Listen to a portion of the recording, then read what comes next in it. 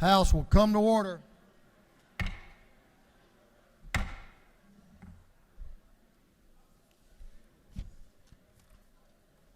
House will come to order. Members, please take their seats.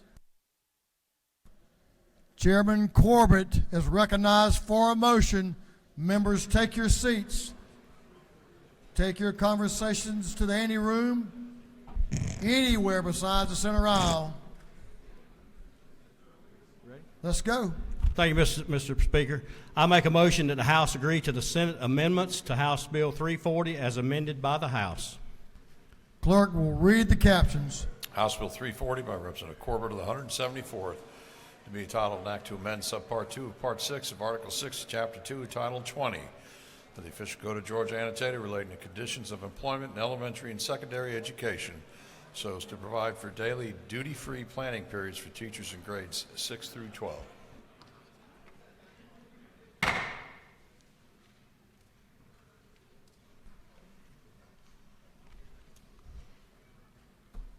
The member in the well deserves your attention.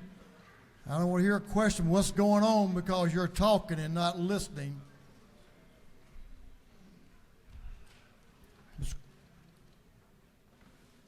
Chairman Corbett is recognized to explain his motion.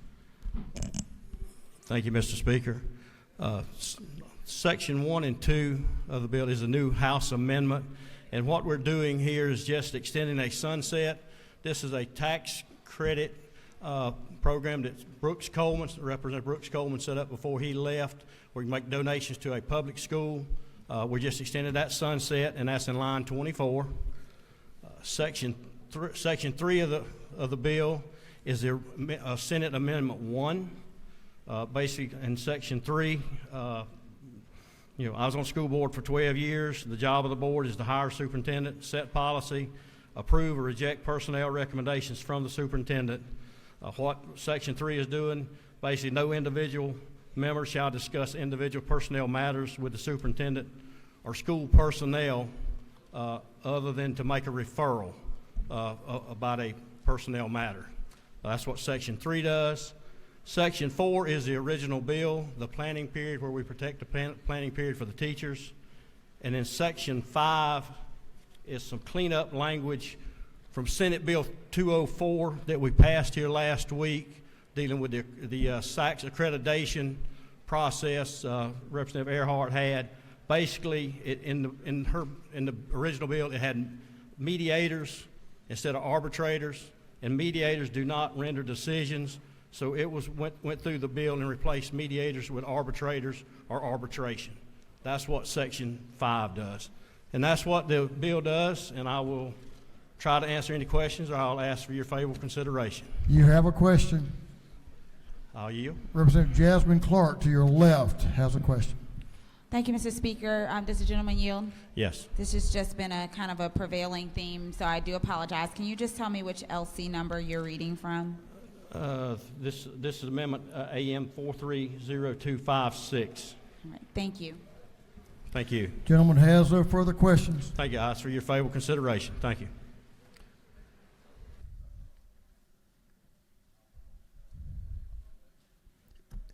Is there objection to the adoption of the House amendment?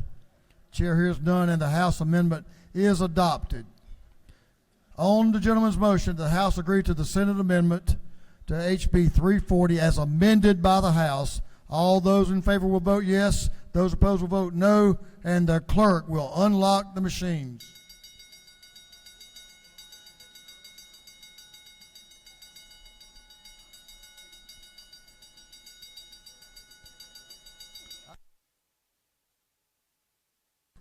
For what?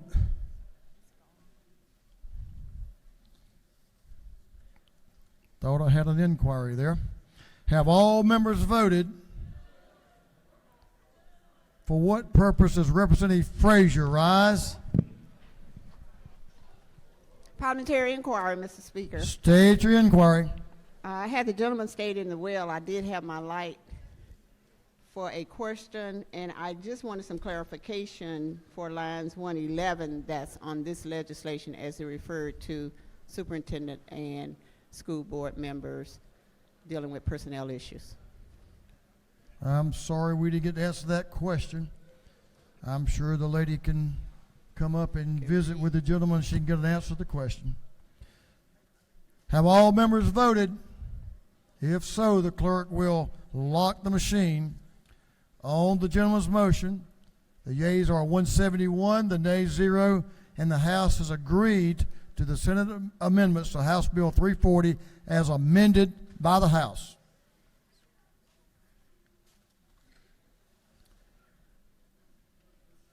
Representative Washburn is recognized for a motion.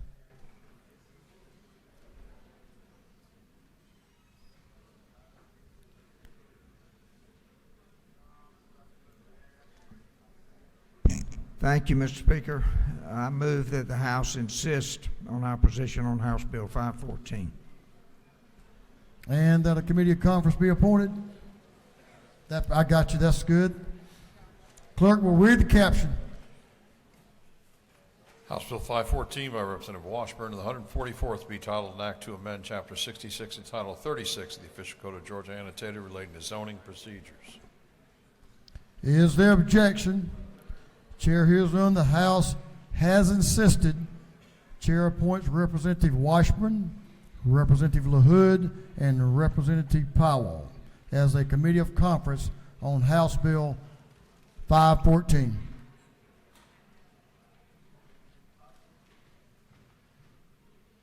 Chairman Rhodes is recognized for a motion.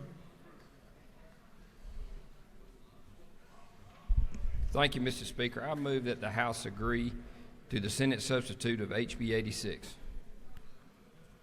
Mr. Clerk, will you read the caption? House Bill 86 by Representative Rhodes to the 124th to be entitled an act to amend Code Section 4883 of the Official Code of Georgia annotated relating to exemptions from sales and use tax so as to exempt sales of tangible personal property used for and in the renovation or expansion of certain aquariums.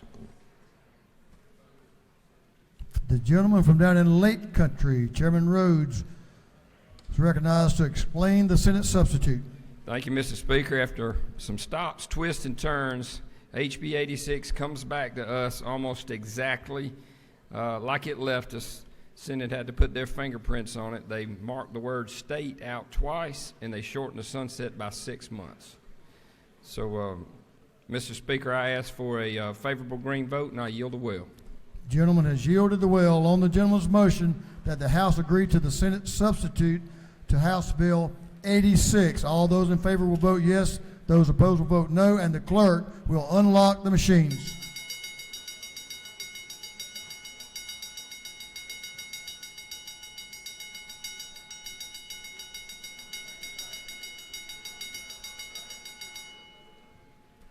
Have all members voted? Have all members voted? If so, the clerk will lock the machines. On the gentleman's motion, the yeas are 156, the nays are 10, and the House has agreed to the Senate substitute to House Bill 86.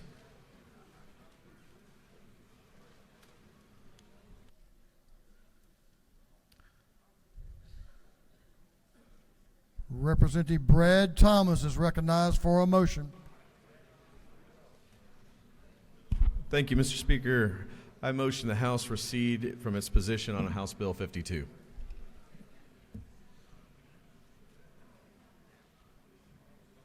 Clerk will read the caption. Did you read the caption yet?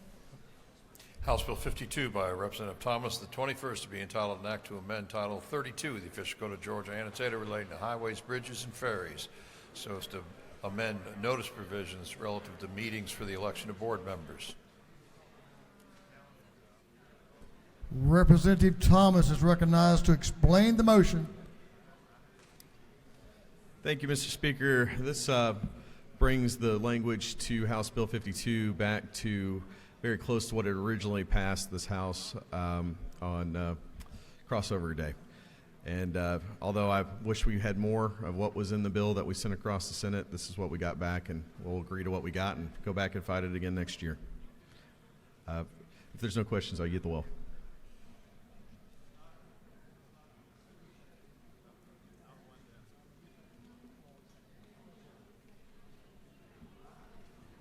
gentleman has a question. Representative Whip Park, to your left, has a question. Thank you, Mr. Speaker. Representative Thomas, do you yield for a question? I do. So essentially, the Senate is refusing to agreeing to the House's substitute for the freight progress on freight logistics in the state of Georgia. That would be correct. Yeah, they have sent back the bill with the original language in it, which would effectively eliminate the freight logistics language that was in the bill. Thank you. I look forward to helping you next year to continue to move this forward. Thank you. I appreciate you. You have no further questions. Thank you, Mr. Speaker. I ask for your favorable consideration, and I yield the well. On the gentleman's motion that the House recede on its position to HB 52, all those in favor will vote yes. Those opposed will vote no, and the clerk will unlock the machines.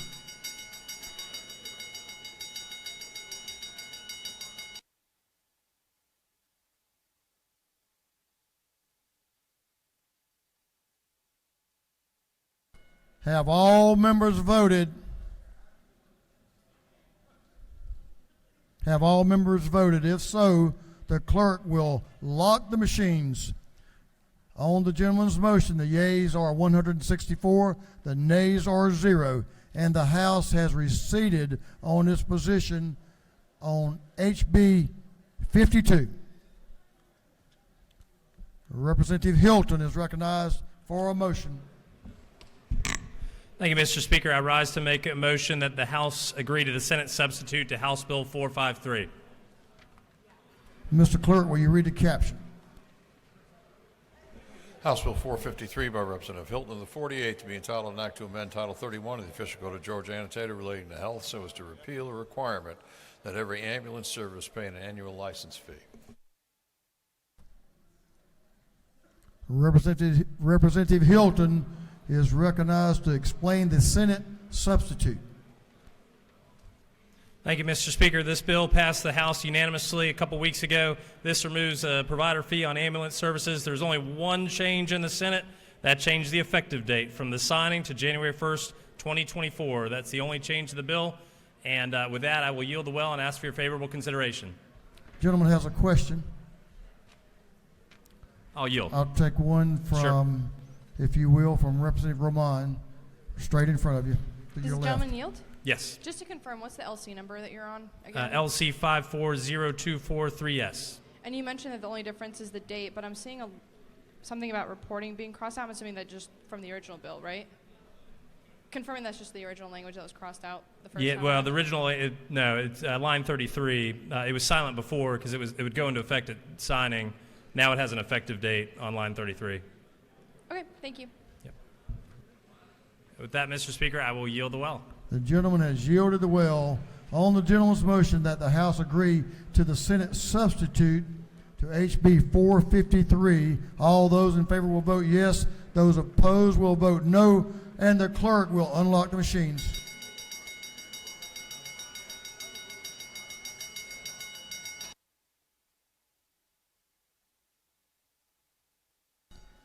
Have all members voted? All members voted. If so, the clerk will lock the machines. On the gentleman's motion, the yeas are 162, the nays 1, and the House has agreed to the Senate substitute to House Bill 453.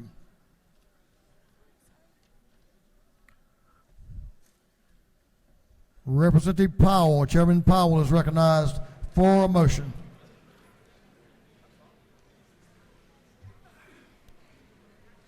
Thank you, Mr. Speaker. I would ask this House to agree to the Senate substitute to House Bill 76. Mr. Clerk, will you read the caption? House Bill 76 by Representative Powell of the 33rd to be entitled an act to amend Article 1 of Chapter 10A of Title 43 of the Official Code of Georgia Annotated relating to licensing provisions regarding professional counselors, social workers, and marriage and family therapists. Chairman Powell is recognized to explain the Senate substitute. Thank you, Mr. Speaker. Ladies and gentlemen of the House, if you'll look on that Senate bill, substitute to HB 76. Proceed. Thank you, Mr. Speaker. 76, as it left the House, dealt with the marriage therapy of upgrading those licensing practice to put them in line with the Commission for Accreditation of Marriage and Family Therapy. It got to the Senate, and there's a few things that was done. Most importantly, I'm going to tell you something that's good for every member of this House. For probably 50 years or more, there has been what's called the GORP Commission. A lot of you members who have tried to pass licensing bills in the past, especially if you've been over here a while, I always thought that this was an undue impediment to your legislative ability. That's one, if you put in a bill and if it has anything to do with licensing, it has to go through this mystical committee during the interim. The governor has put in a request to abolish the GORP Commission. This is something that is good for every member of this House and gives true legislative intent. Also, there was a couple other issues that were put into that. If you'll look on Section 3, this clarifies some language for the governor's office that any governor appointed seat, anybody that's appointed to an executive board, commission, council that are appointed by the governor, that when that vacancy has been the vacancy of that term and declared by the governor, that he can appoint someone to those. And then last but not least, for the athletic and entertainment commission, there is a new type of sport. It's a mixed martial arts that's moved past the amateur status. It's called bare knuckle boxing. This is where they put the leather straps on the hands, and this would authorize the Athletic and Entertainment Commission to regulate that type of a sport. And that, Mr. Speaker, ladies and gentlemen, is what this bill does, and I'd appreciate your support. The gentleman has yielded the well. Did he have a question? Did you take a question? I have two questions for you. I'm going to take the first one. Hold on. Is your button mashed, ma'am? I think you're a member here. Yeah, you are. Let's see. We're going to recognize Chair Lady Houston for a question. Parliamentary inquiry. Yes, ma'am.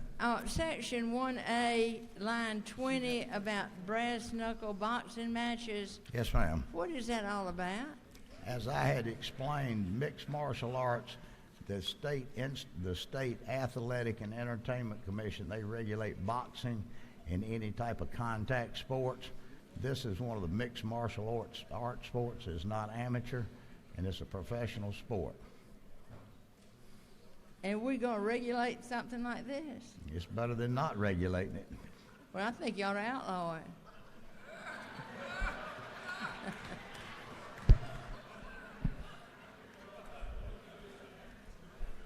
Gentleman, yield for another question. Representative Williams, yes, to your left. Thank you, Mr. Speaker. Will the gentleman yield? Yes, sir. I was a little concerned, but I'm certainly, because of brass knuckles, and I only have about 2 minutes of fight in me, but I challenge Chairman Hitchens to a 2-minute brass knuckles, and I got the brass knuckles. I don't think there's anything about brass knuckles, but I'd be cautious if you challenge that gentleman. Oh, I've already done it. Mr. Speaker, that's what the bill does, and I would certainly appreciate your support.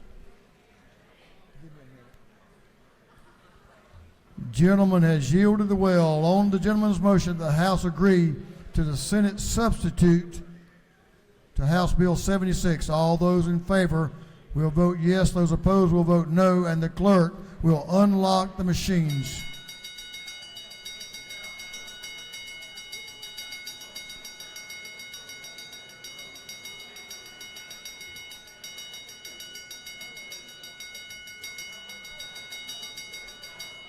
Have all members voted? All members voted. If so, the clerk will lock the machines. On the gentleman's motion, the yeas are 128, the nays 31, and the House has agreed to the Senate substitute to House Bill 76.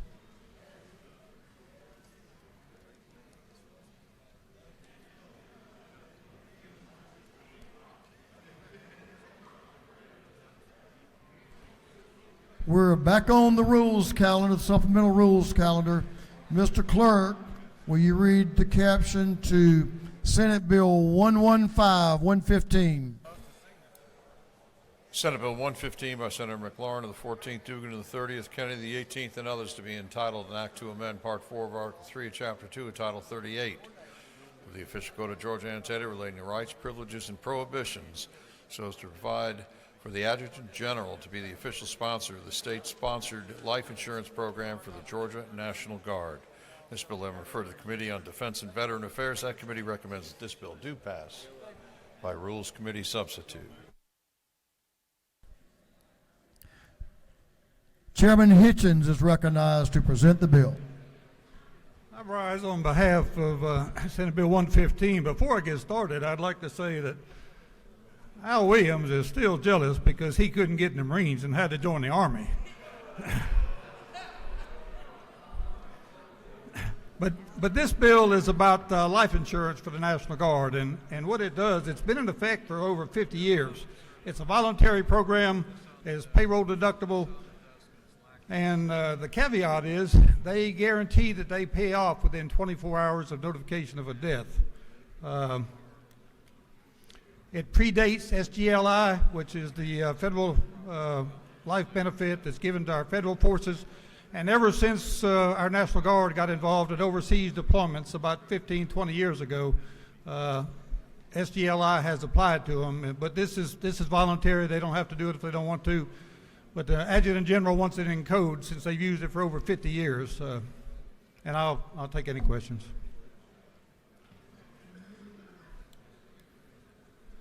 Man, you have a lot of questions. Representative Gladney, to your left out front, is recognized for a question.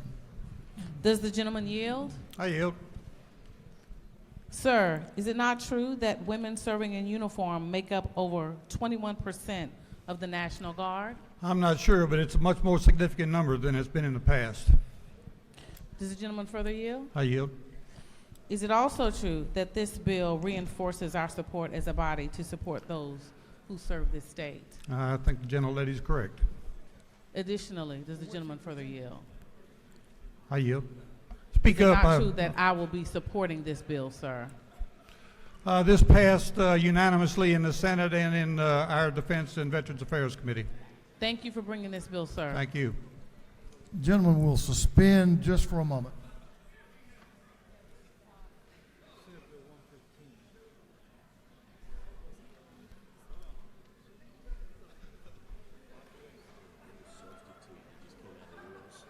Yes, now? This is a good bill.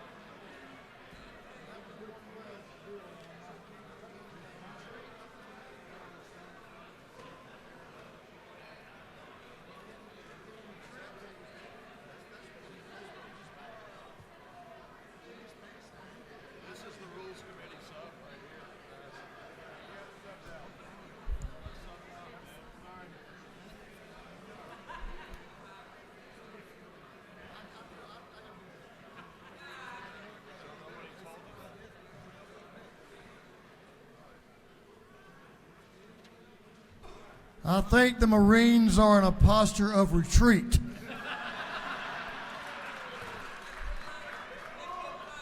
Mr. Chairman, if you'll suspend just for a moment, we'll see if we can clear this up. I think I can. I'm just not really sure. I hope you can. So the chairman presented the underlying bill, and we just, am I correct? We just inserted a rule substitute. And that's what the chairman will present to you now, and that's That's the language we will consider. Mr. Chairman, you're recognized to continue. Well, I got the bill, and I was told I was next up, and it was my bill. They subbed me out, and I didn't know it. So. It gets better. It's not even him.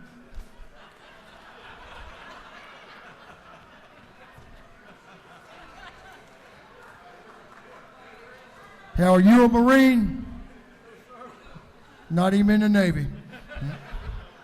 Chairman Knight is recognized to present the bill. Oh, to my friend Earl Hitchens, I'm so sorry. This is a committee sub that we just did. This issue is in regards to this bill helps rectify a situation in which just recently the Attorney General basically in a settlement usurped the legislative authority by entering an agreement with private landowners to limit access to our rivers.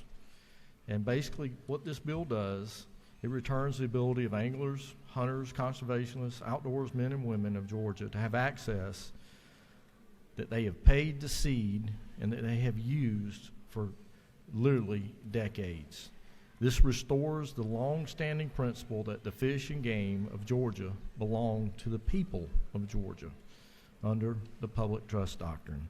So basically, what this bill does is it's dealing with that ruling, but it makes clear that the state has ownership of the waters, the fish that is in the rivers, no matter the underlying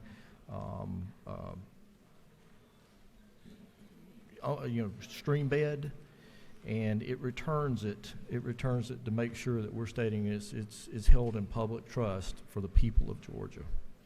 There's been some conversation. I've talked with Representative Gunner about navigable. Navigable under the definition is a commercial definition, so it's not wading in. You've got to have a boat. You've got to have it for goods. I'm trying to look that up real quick. Sorry about that. Commercial definition is a navigable stream means a stream which is capable of transporting boats loaded with freight in the regular course of trade, either for the whole or a part of the year. And the mere rafting of timber or transporting wood in small boats shall not make a stream navigable. So that's the navigable part. So it's not dealing with the little streams, the little tributaries, but it's dealing with our big rivers that have traditionally been available and have been used by all of Georgians, being able to access those rivers to float, to fish, to hunt, and it keeps those resources in the public trust doctrine. Mr. Speaker, that's the bill. I'll be happy to answer any questions. You have some questions, about Yes. a dozen. Representative Barry Fleming, straight Yes, up sir. the aisle to your left, has a question. Representative Fleming's recognized. Thank you, Mr. Speaker. To the gentleman in the well, you made reference to the fact that this is in response to a court case that just happened this week where a Superior Court judge in South Georgia entered into a settlement that made reference to what was public rights and private right of landowners on streams. That's what you were referring to, correct? I believe so. And that judge ruled that property owners who have had rights to property and the water in front of them before, when the state did not declare it navigable waters, had those property rights protected. Did he not rule that way? If the gentleman so states. And by passing this bill that has gone through no committees in this House, we're going to overturn essentially that judge's ruling, are we not? The gentleman believes that. I believe otherwise. I believe that this state has had a tradition of our natural resources being in the public trust, held for the citizens of this state.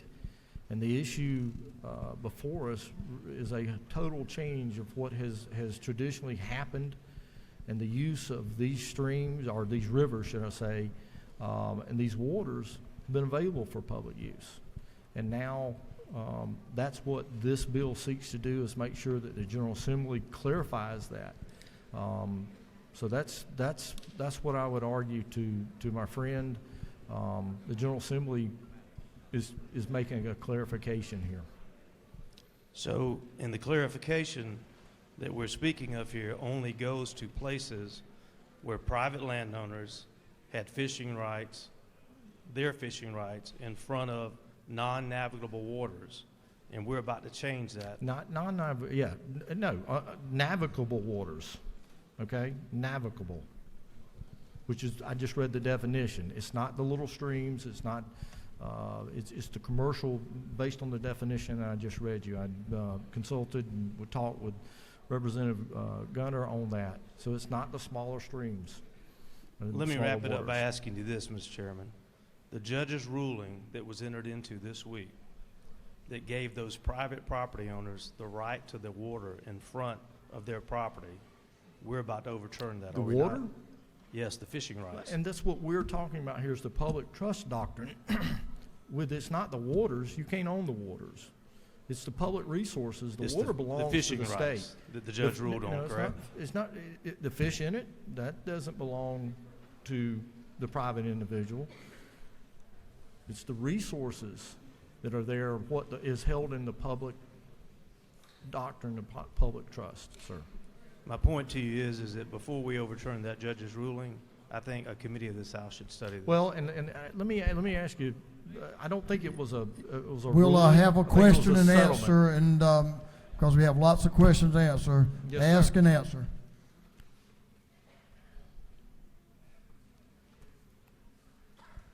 Representative Holcomb is recognized for a question to your left. Thank you, Mr. Speaker. Does the gentleman yield? I do. As a former Army officer, which is not in any way, shape, or form relevant, but I say that for the benefit of my friend Chairman Hitchens, isn't it true that this is a very strong measure for conservation for the benefit of the public in this state? Yes, Representative, you're correct, and it continues the long-standing, the conservation that the state has valued, continues to support, and the issue of the public trust doctrine, where these resources are held in public trust for all the citizens of the state of Georgia. Thank you. Gentlemen, yield. Yes, sir. Representative Donahue is recognized for a question to your left. Friend yield. Yes, sir. Let me ask a question. I have a cabin on the river. I own both sides of the river. The water comes through my property. I do not own the water, but can you come across and fish my property through the water with this bill? I'm not sure what your property What I'm is. trying to say is my property is on both sides of the river. Well, So and can you again, this come through may the sound a little smart, but I'm not fishing on your land, on your property. I'm fishing in the navigable stream. That's what this sets to clear up is if there's a navigable stream that can be used for fishing, hunting, passage. Okay. That is, we're clearing up that is held in the public trust, okay, and that resource is held for the public trust. It's your land is we're not on land. We're talking about the rivers and the waters that are in it, the resources that, such as the fish that are in it, the waterfowl that may fly over it and land in it. Okay. Does the gentleman yield? Yes. And a friendly question.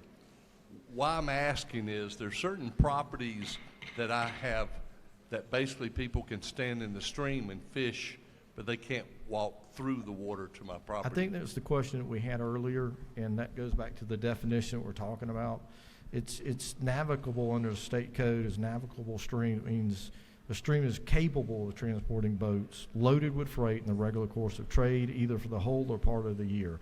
In other words, it's not going to be small streams where you can walk in and it's ankle deep or shin deep, which may refer to maybe some of the waters that you're speaking of. You have several more questions, Mr. Chairman. And thank you. One more.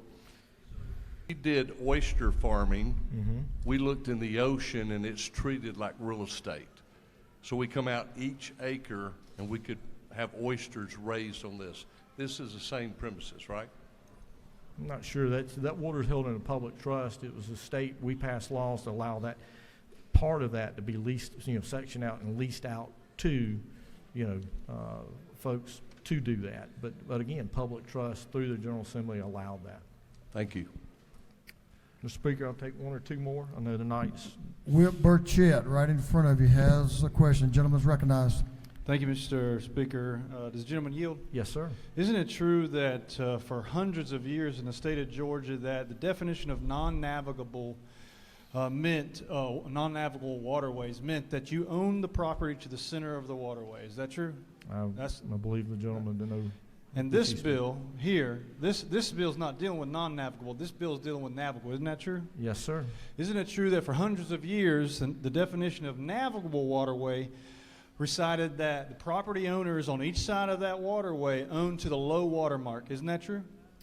I believe the gentleman knows to which he speaks. So if you own water to the low water mark, and the water belongs to the state, and the resources in the water belongs in the state,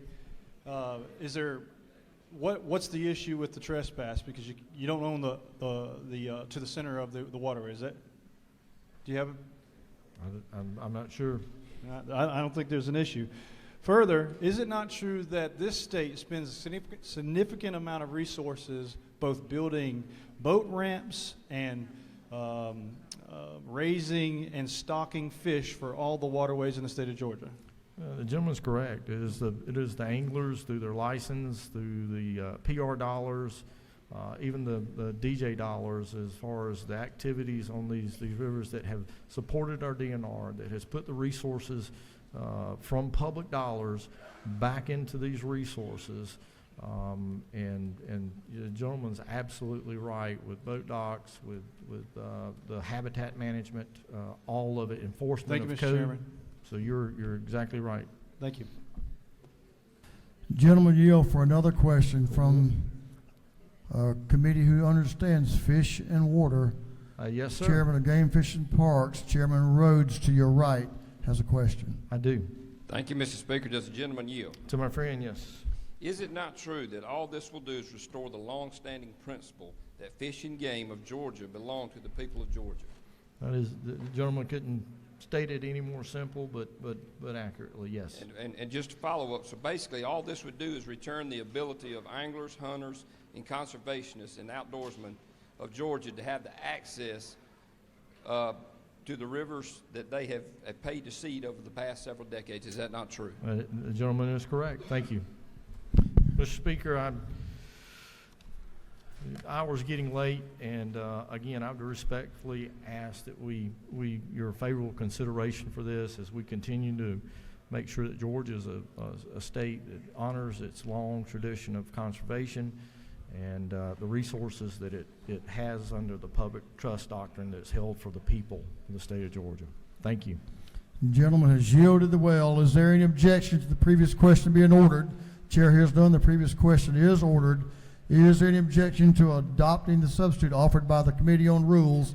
The chair hears none. The Rules Committee substitute is adopted. Is there any objection to agreeing to the report of the committee, which was favorable to the passage of the bill? The chair hears none. The report of the committee is agreed to. Shall this bill now pass? All in favor of the passage of the bill will vote yes. All those opposed will vote no, and the clerk will unlock the machine.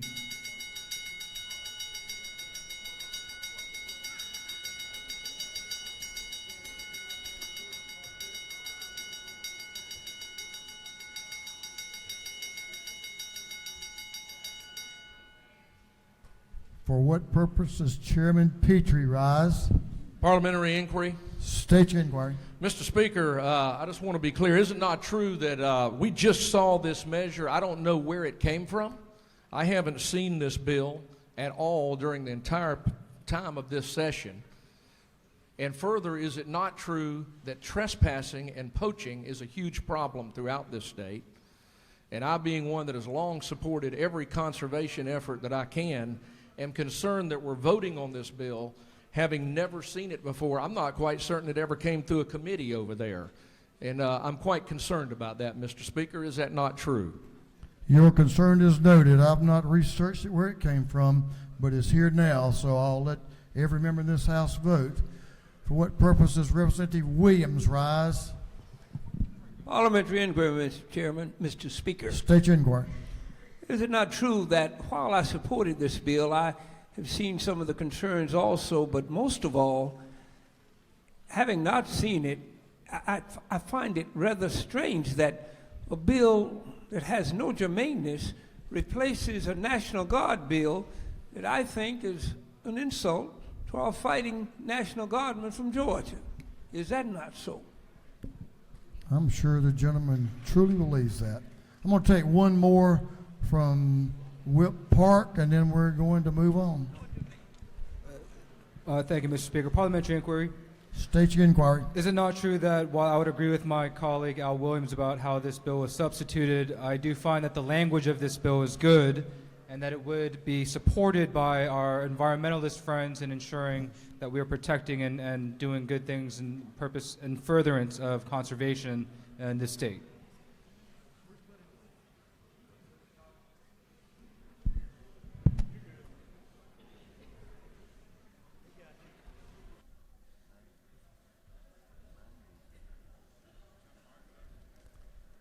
For what purpose does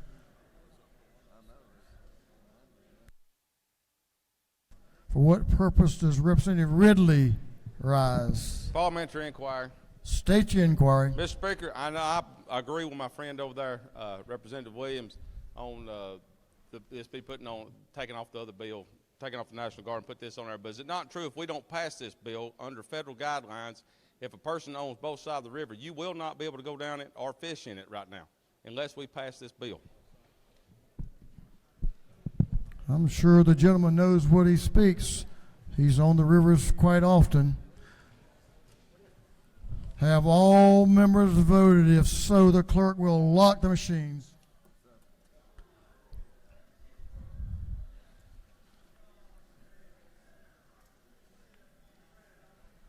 On the passage of the bill, the yeas were 93, the nays 75. The bill, having received the requisite constitutional majority, is therefore passed.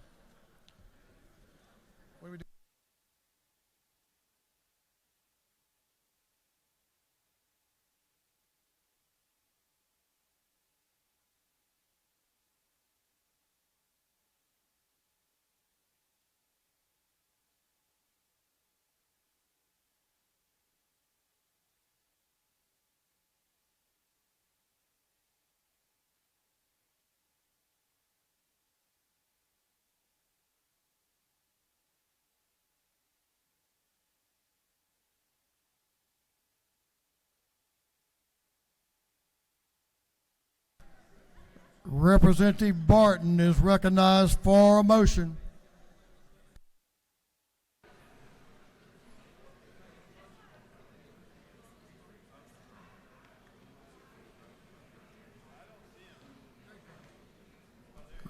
He's on the way.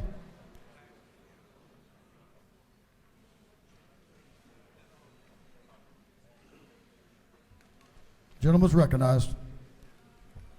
Thank you, Mr. Speaker. I ask everyone to agree to the Senate amendment on House Bill 183. Mr. Clerk, will you read the caption? House Bill 183 by Representative Barton of the 5th, to be entitled an act to amend Code Section 1611-112 and Chapter 2 of Title 40 of the Official Code of Georgia annotated relating to vehicles with false or secret compartments and registration and licensing of motor vehicles respectively, so as to revise terminology relating to temporary license plates and temporary operating permit. Representative Barton is recognized to explain the Senate amendments. Thank you, Mr. Speaker. This is my TOPS bill. The Senate wanted to add a few more language from another House bill. This is where if you get a ticket from the cameras and stuff, that hang on a second. That the tickets follow the person and not the title of the car. So that way, if an auction house or a dealer buys your car, it will stay with the individual and it doesn't stay with the title of the car. The gentleman has no questions. Right. Thank you, sir. Gentleman has yielded the will. On the gentleman's motion that the House agree to the Senate amendment to HB 183, all those in favor will vote yes, those opposed will vote no, and the clerk will unlock the machines.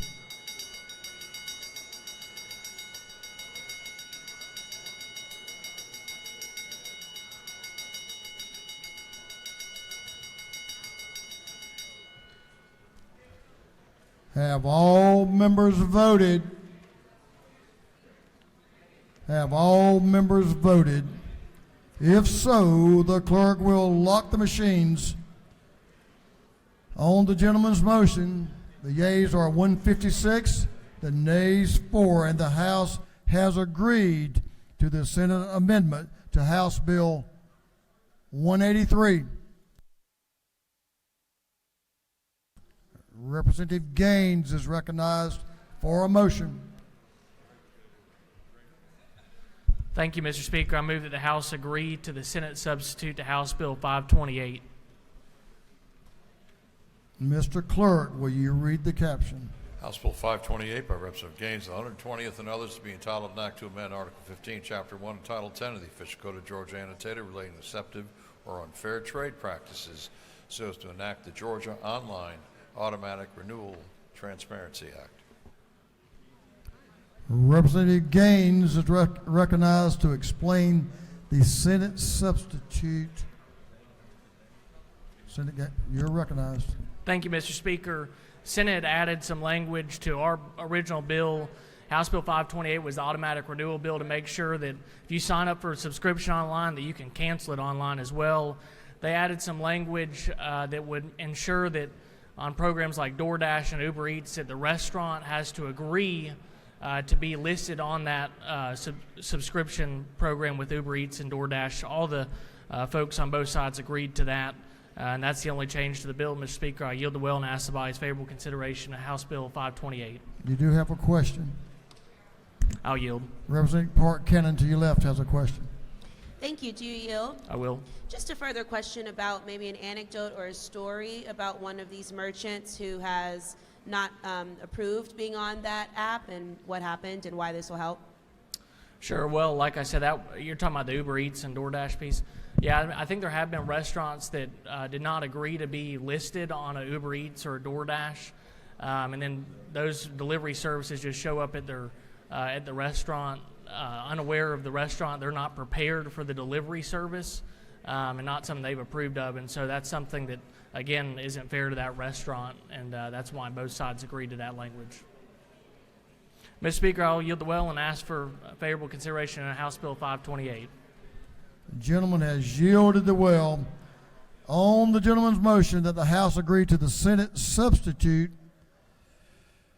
to House Bill 528, all those in favor will vote yes, those opposed will vote no, and the clerk will unlock the machines.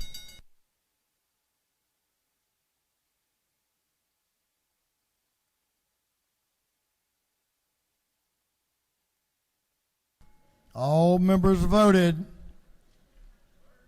Have all members voted? If so, the clerk will lock the machines. On the gentleman's motion, the yeas are 163, the nays 2, and the House has agreed to the Senate substitute to House Bill 528.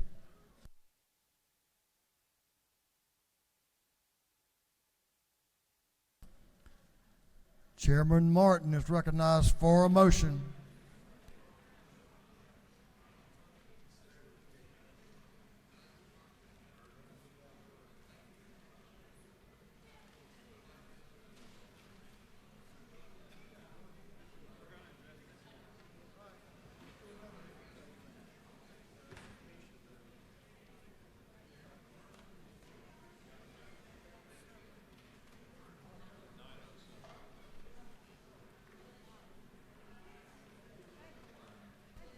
Chairman Chuck Martin.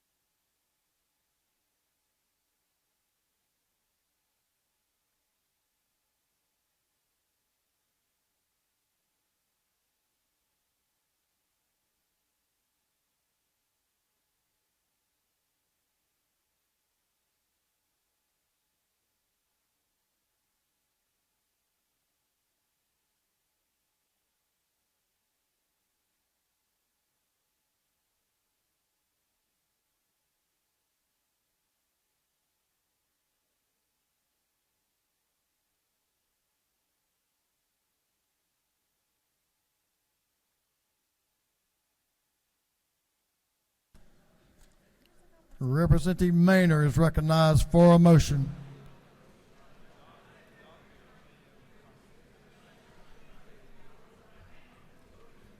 Mr. Speaker, I move that we adopt the committee of conference. On House Bill 142. Yes. Clerk will read the conference committee report. The Committee Conference on HB 142 recommend that both the Senate and the House of Representatives recede from their positions, and that the attached committees of conference substitute to HB 142 be adopted.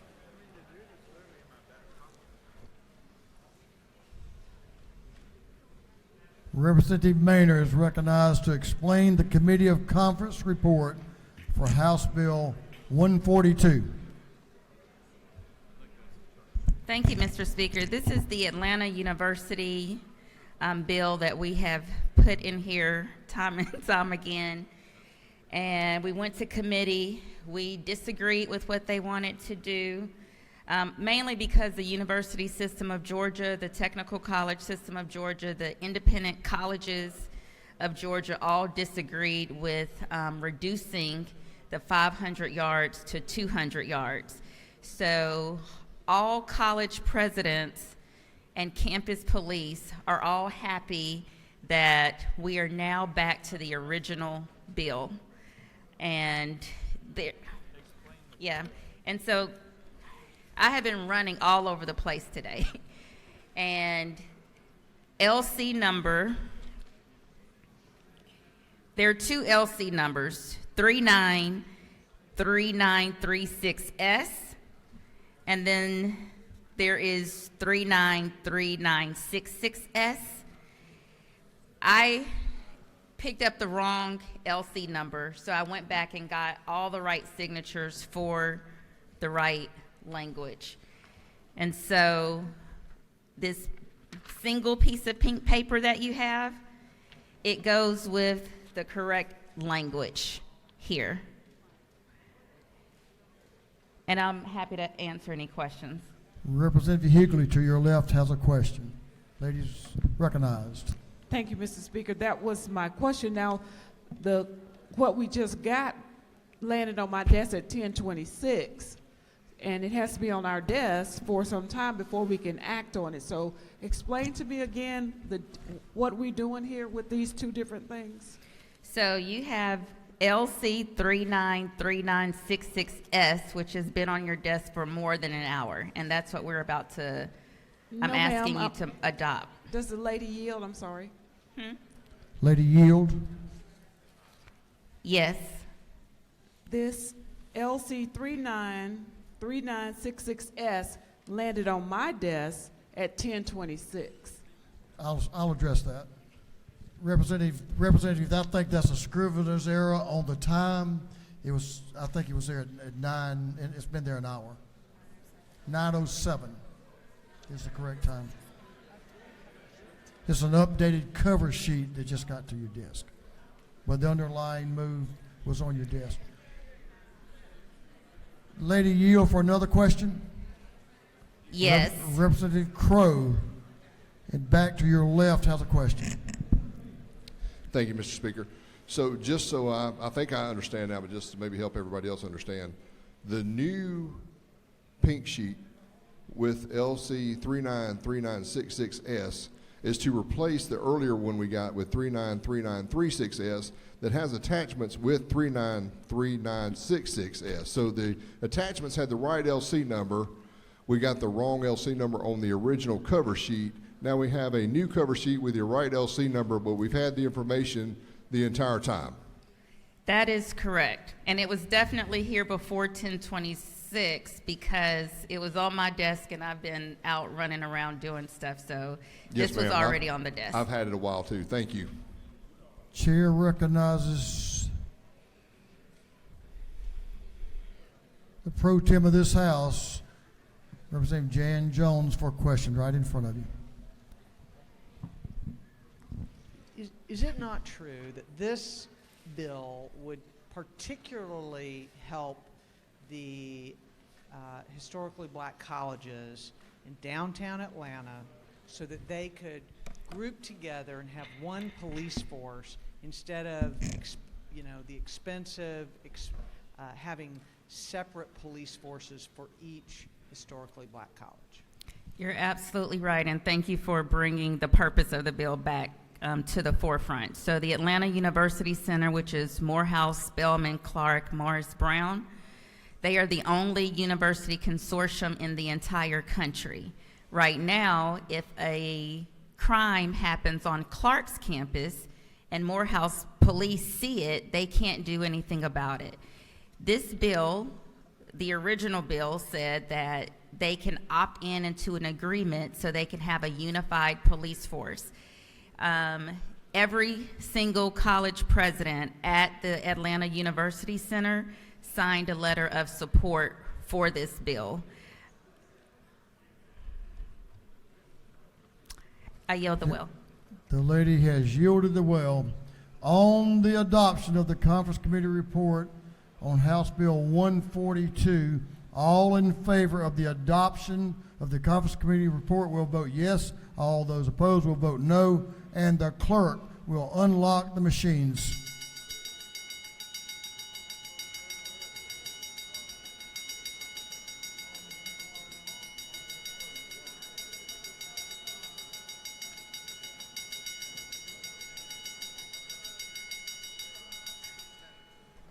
For what purpose is Representative Holland rise?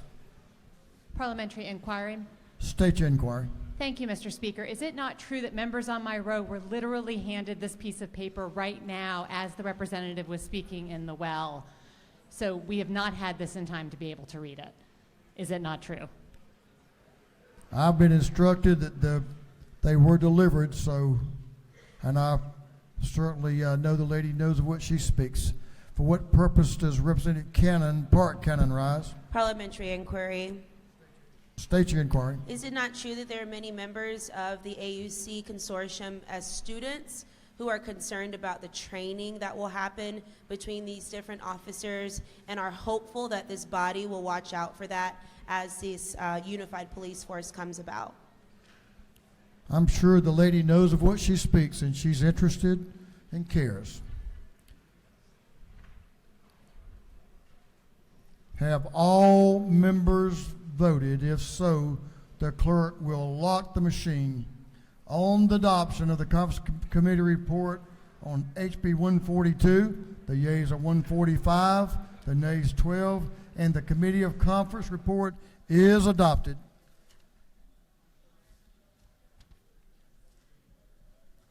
For what purpose? Excuse me, I know why he's rising now that I found him. Chair recognizes Representative Chairman Martin for a motion. Thank you, Mr. Speaker. I move that the House agree to the Senate substitute to House Bill 249. Mr. Clerk, will you read the caption? House Bill 249 by Representative Martin of the 49 to be entitled an act to amend subpart 2A of part 3 of Article 7 of Chapter 3 entitled 20 of the Official Code of Georgia Annotated relating to needs-based financial aid program so as to provide for definitions.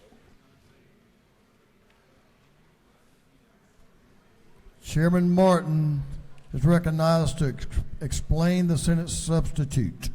Thank you, Mr. Speaker. The Senate substitute, I want to first start with sections 2, 3, 4, and 5 are just as they were in this House, renumbered. There's a new section to this bill, section 1. This is new language, and I'll explain it briefly. If someone is retired military and gets in a program before June 30th, 2025, this is going to provide free tuition in a program at the Technical College System of Georgia for CDL, truck drivers. So what we're doing is we're trying to help military people transition and help them with tuition, and it is subject to appropriation, Mr. Speaker. So we're glad to join Senator Anavitari, who offered that improvement to the bill, help our military transition and help them get a CDL, move goods around, and help all the Georgians. I'd answer questions about the amendment if there are any. Otherwise, I'd ask House's favorable consideration to Senate substitute House Bill 249, LC 50-057-0593S. On the gentleman's motion that the House agree to the Senate substitute to House Bill 249, All those in favor will vote yes. Those opposed vote no, and the clerk will unlock the machines.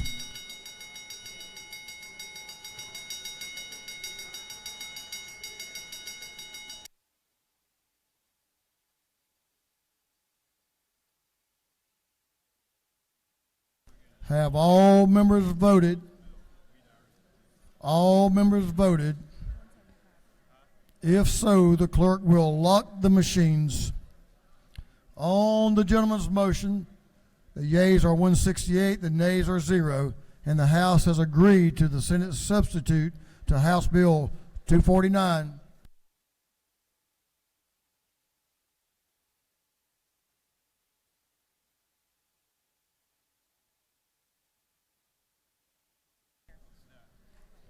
Chairman Wiedauer is recognized for a motion.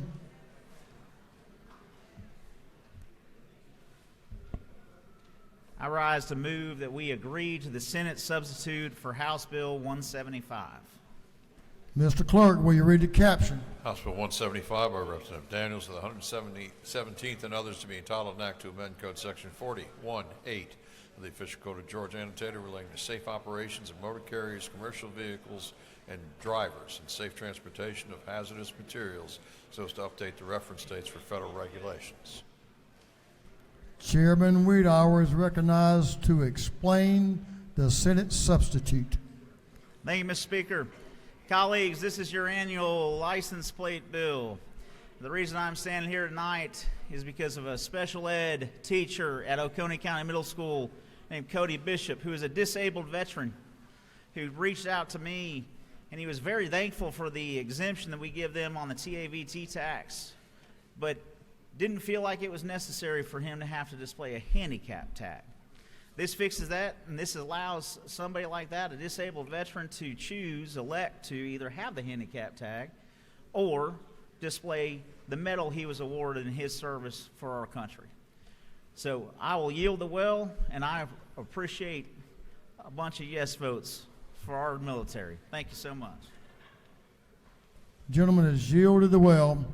On the gentleman's motion, the House agreed to the Senate substitute to House Bill 175. All those in favor will vote yes. Those opposed will vote no, and the clerk will unlock the machines.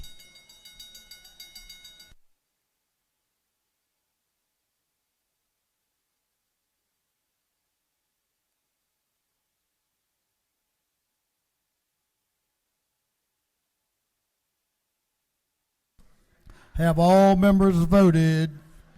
If so, the clerk will lock the machines. On the gentleman's motion, the yeas are 164, the nays 0, and the House has agreed to the Senate substitute to House Bill 175.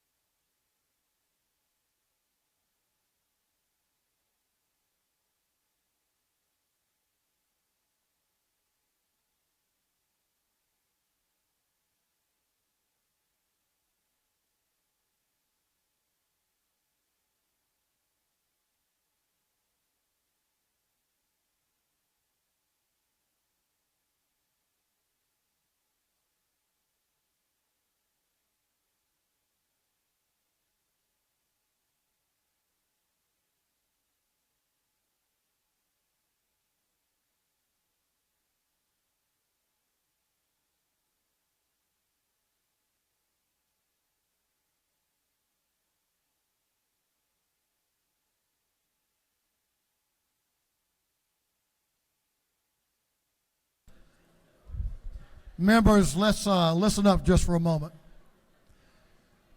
Our posture is we're been waiting for well over an hour for action to come back from the Senate on different priorities members of this House has. So we're going to stand at ease for about 10 minutes, a little bit after 11, and see if we receive something in the mail.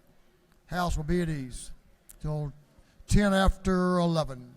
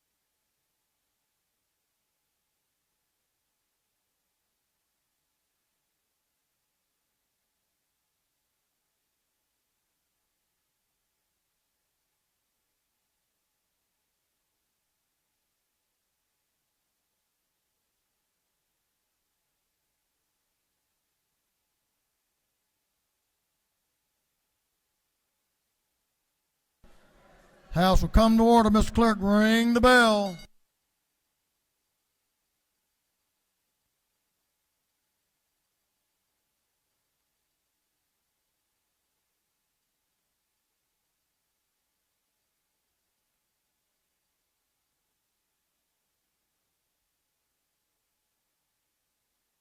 House will come to order. Chairman Martin is recognized for a motion. Thank you, Mr. Speaker. I move that the House adhere to its position and appoint a committee of conference on Senate Bill 13. Mr. Clerk, will you read the caption? Senate Bill 13 by Senator Albers, the 56th, to be entitled an act to amend Code Section 913, 161, 44, 14, 162, and 4841 of the official code of Georgia and Tennessee relating to where and when sales under execution can be held. Is there objection? Chair hears none. The House has adhered. The chair appoints Chairman Blackman, Chairman Tyler Paul Smith, and Chairman Chuck Martin as a committee of conference on SB 13. Chairman Martin is recognized for a motion. Chairman Martin recognized for a motion. Thank you, Mr. Speaker. I move that the House adhere to its position and appoint a committee of conference on Senate Bill 246. Mr. Clerk, will you read the caption? Senate Bill 246 by Senator Hodges III and others to be entitled an act to amend Chapter 10 and Title 49 of the official code of Georgia and Tennessee relating to the Georgia Board of Health Care Workforce. Is there objection? Chair hears none. The House has adhered. The chair appoints Representative Gamble, Representative Martin, and Representative Gaines as a chairman of conference on Senate Bill 246.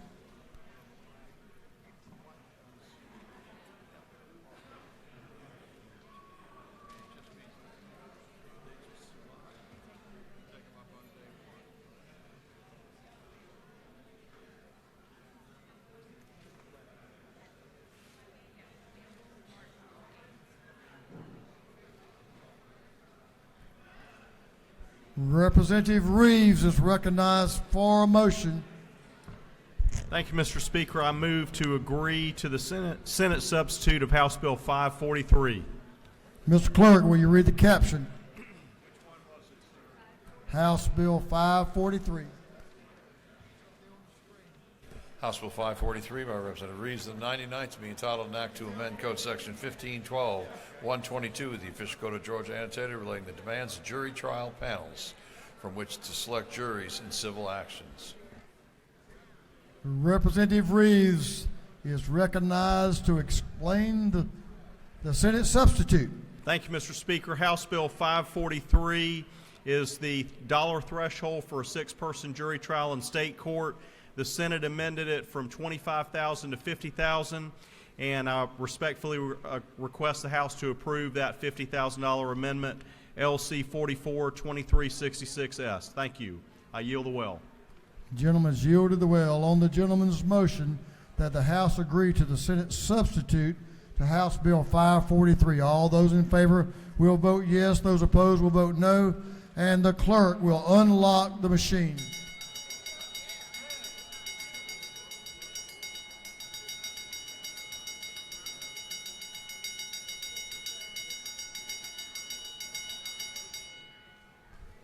Have all members voted? All members voted. If so, the clerk will lock the machines. On the gentleman's motion, the yeas are 165, the nays are 0, and the House has agreed to the Senate substitute to House Bill 543. Chairman Hawkins is recognized for a motion. Thank you, Mr. Speaker. I move that the House agree to the Senate amendment of House Bill 295. Mr. Clerk, will you read the caption? House Bill 295 by Representative Hawkins, the 27th, and others to be titled an act to amend Title 33 of the official code of Georgia annotated relating to insurance so as to revise certain procedures, timelines, and other matters. Chairman Hawkins is recognized to explain the Senate amendment. Thank you, sir. In Section 2 of the bill, the Senate has removed the word facilities. The rest of the bill is intact, and I ask for this House a positive vote on House Bill 295. The gentleman has yielded the well. On the gentleman's motion, the House agreed to the Senate amendment to House Bill 295. All those in favor will vote yes. Those opposed will vote no. And the clerk will unlock the machines.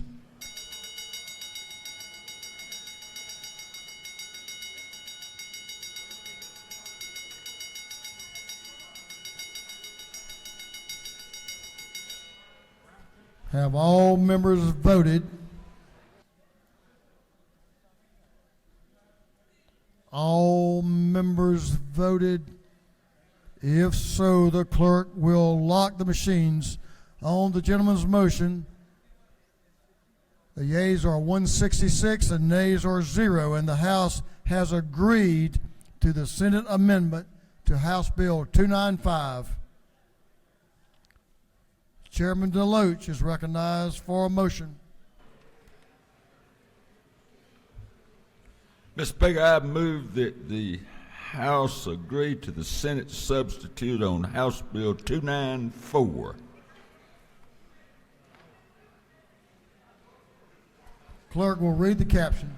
House Bill 294 by Representative DeLoach of the 167th and others be titled an act to amend Article 3 of Chapter 37 of Title 33 of the Official Code of Georgia Annotated relating to procedure for rehabilitation so as to provide for the administration of contracts reinsuring life, disability, income, or long-term care policies or annuities.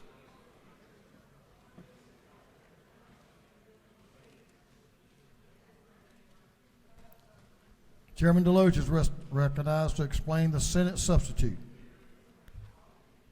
Thank you, Mr. Speaker. This Senate substitute is HB 294/SCSFA. This was the reinsurance bill that we passed where a sitting insurer is in liquidation. It passed this House by a vote of 174 to nothing. The Senate simply added in the substitute health insurance companies. We had life, annuities, long-term care, and they added health insurance. This Senate substitute also includes a House bill that passed here without losing a vote and simply did not make it on the rules calendar in the Senate. And that's what the bill does. Mr. Speaker, I yield the well. The gentleman has yielded the well. On the gentleman's motion that the House agree to the Senate substitute to House Bill 294, all those in favor will vote yes. Those opposed will vote no, and the clerk will unlock the machines.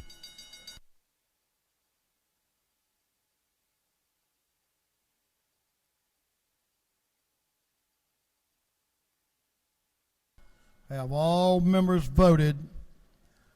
All members voted? If so, the clerk will lock the machines. On the gentleman's motion, the yeas are 167, the nays 0, and the House has agreed to the Senate substitute to House Bill 294. Chair recognizes Representative Gaines for a motion. Thank you, Mr. Speaker. I move the House agree to the Senate substitute to House Bill 88. Clerk will read the caption. House Bill 88 by Representative Gaines of the 120th and others to be entitled an act to amend Title 17 of the Official Code of Georgia Annotated relating to criminal procedure so as to enact the Coleman-Baker Act.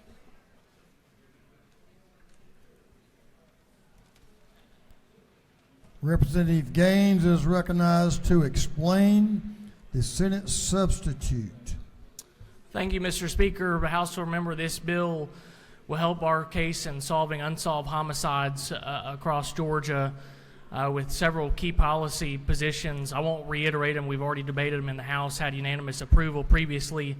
This just has some cleanup language related to the bill that involves GBI and the sheriff's that all interested parties agreed to. Mr. Speaker, I yield the well and ask the body's favorable consideration on House Bill 88. On the gentleman has yielded the well. On the gentleman's motion that the House agree to the Senate substitute to House Bill 88. All those in favor will vote yes. Those opposed will vote no, and the clerk will unlock the machines.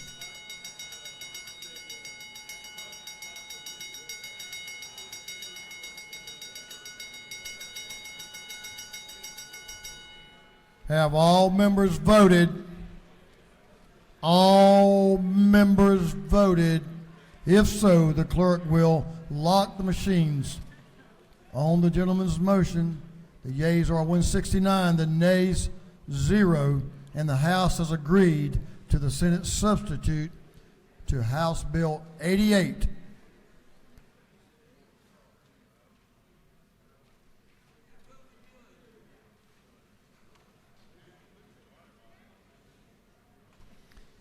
Chairman Hatchett, I've been looking for you all day long. All day long.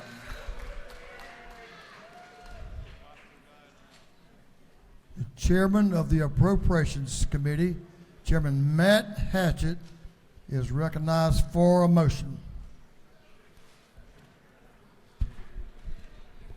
Thank you, Mr. Speaker. I move that this House adopt the Conference Committee report for House Bill 19. Mr. Clerk, will you read the Conference Committee report? Committee on Conference report on HB 19. The Committee of Conference on HB 19 recommends that both the House of Representatives and the Senate recede from their positions and the attached Committee of Conference substitute to HB 19 be adopted. Respectfully submitted, Honorable Matt Hatchett, Representative of the 155th District. Honorable Jan Jones, Representative of the 47th District. Honorable Chuck F. Strachan, Representative of the 104th District. For the Senate, Honorable Blake Tillery, Senator of the 19th District. Honorable John F. Kennedy, Senator 18th District. Honorable Steve Gooch, Senator 51st District.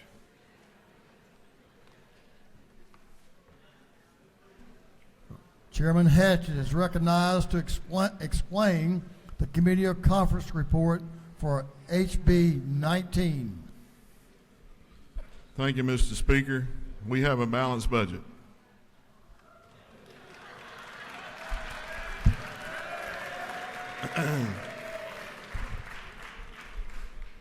Oh, how I'm tempted to do that. But I really think we need to say and make some comments about what is in what's been on your desk since 2:32.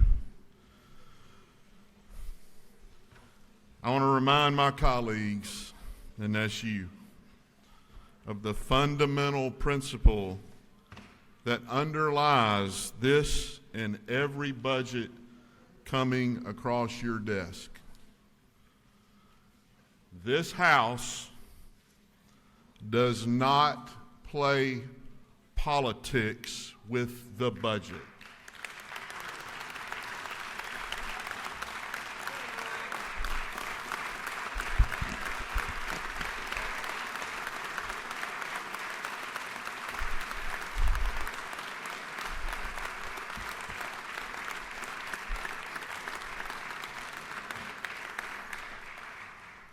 That's true whether I'm speaking with a member in this body, our colleagues in the Senate, or the governor's administration. Like my predecessor in this role as your appropriations chairman, I discuss the budget as a document for the public good, benefiting each and every Georgian. We hold this budget as an aspirational document speaking to the best possible future of our state. It's with that understanding and that spirit that I'd like to walk you through the Conference Committee report on fiscal year 2024 budget. Education is the single largest expenditure every year in the state budget, and the 24 budget includes the highest amount of QBE funding ever at $13.1 billion. The House and Senate agreed to the governor's recommendation for full QBE funding, $26.9 million for new counselors and $295 million to fund the $2,000 pay raise for teachers. This brings the actual average teacher salary in Georgia to $61,000, the highest in the Southeast.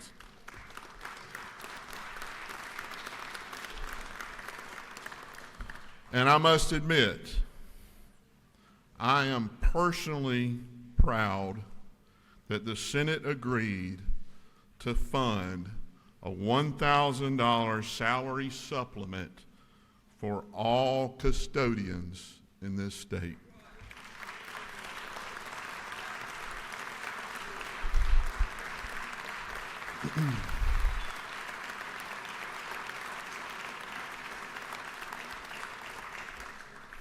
Continuing education, the Senate agreed with the House add of 18 new extended year-day programs and 2 new young farmer positions and $711,000 in career technical education to expand construction industry certification into additional schools.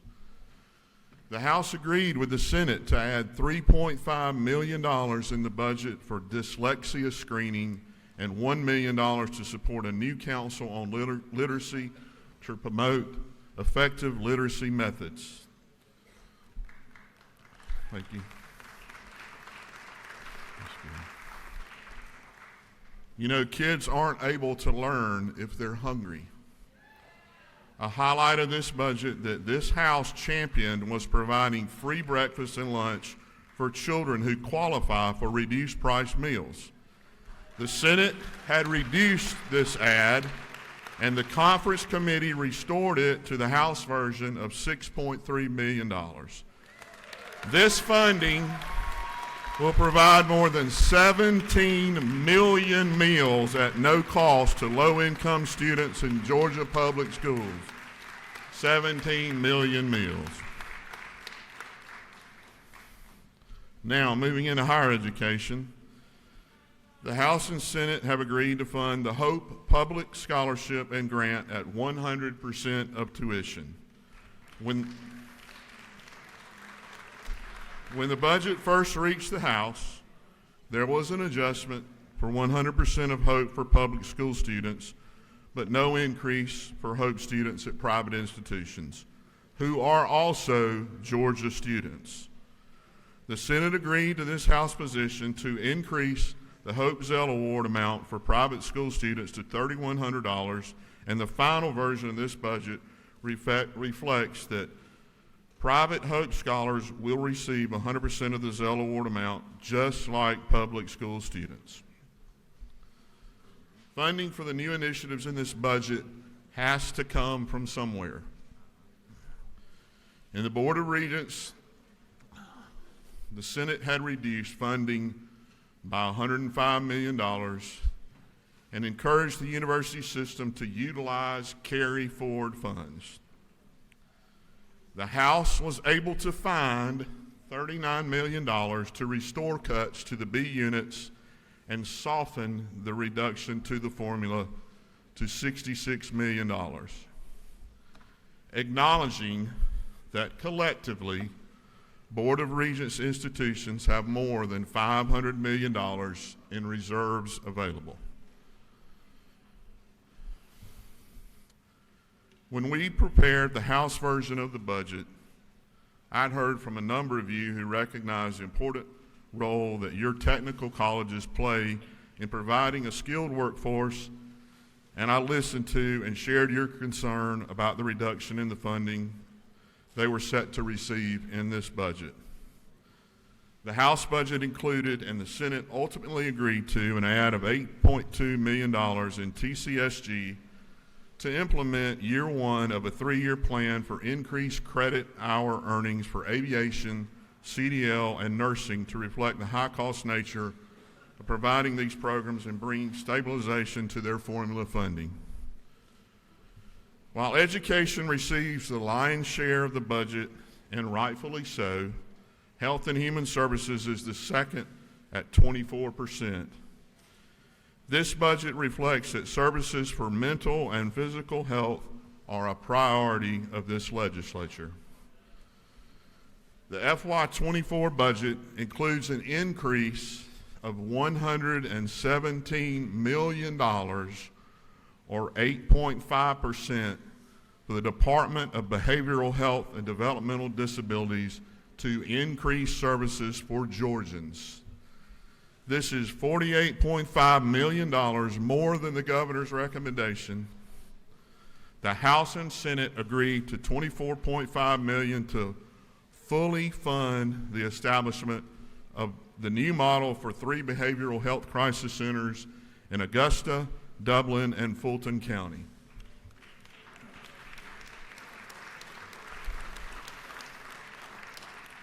Working together, the House and Senate included $9.4 million in the budget to double the number of now comp waivers proposed by the governor to 500.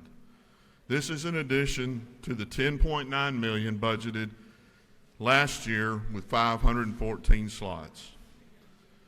The House and Senate agreed to $1.4 million to restore funding to the Georgia Mental Health Consumer Network for peer services and a new add of $2.4 million in adult addictive disease services to expand addiction recovery services.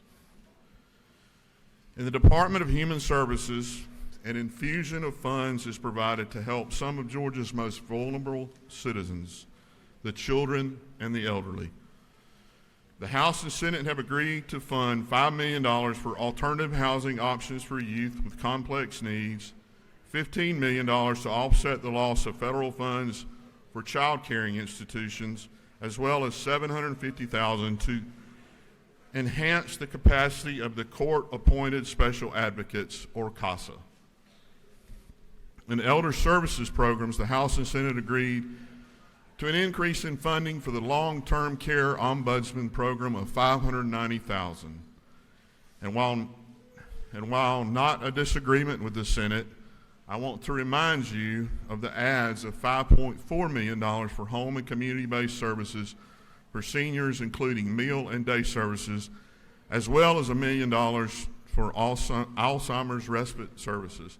These were House adds that are included in the final version of the budget. In health, the FY24 budget supports Medicaid providers with $42.2 million in additional funds for provider rate increases. These increases beneficially impact primary care and OBGYN providers, EMS, pharmacists, autism providers, speech and language, audiology and physical therapy, and occupational therapy providers. The final budget includes a 4% increase for home and community-based providers, an additional $5.3 million more than the original House and Senate budgets. With these adds, and I'll say that again, with these adds, a total of $386 million has been added to the budget since FY15 to increase Medicaid provider rates. Additionally, access to health care is a demonstrated priority in this budget. The Senate agreed to the House priority of $2.8 million for adult coverage of dental services in Medicaid. The House and Senate agreed to provide almost $2 million to support increased access and services at federally qualified health centers and charity clinics across the state. Medical education is supported in this budget with a total of $3.9 million for new residency slots and fellowships, including an additional $1 million for Morehouse School of Medicine to increase its class size and expand rural clinic training.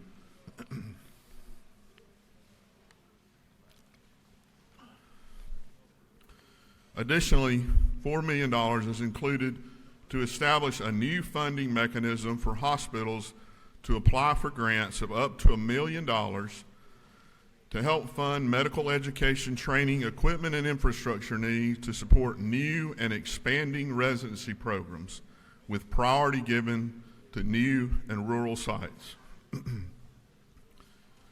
In public safety, the House initiated an additional pay raise for law enforcement that the Senate agreed to and enhanced. The conference committee version of the budget provides $23.5 million across 12 state agencies for a total compensation increase of $4,000 for more than 3,900 law enforcement officers. An additional $2,000 salary adjustment for a total of $6,000 is provided for frontline officers in certain departments, including the State Patrol, Capitol Police, GBI, and the DNR.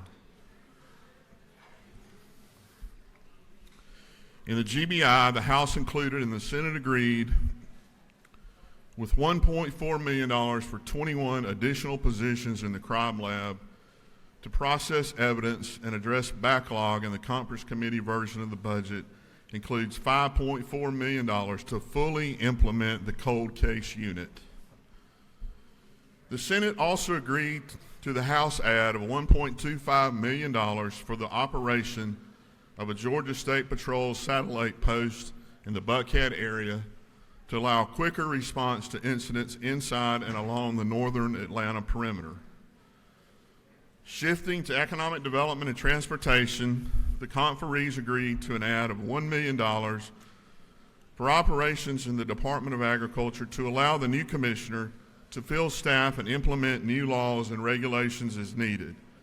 The final version of the budget also includes $200,000 to expand 211 services into 19 counties in rural Georgia, and $500,000 to maintain funding for the Martin Luther King Jr. Center for ongoing facility improvements and educational exhibits.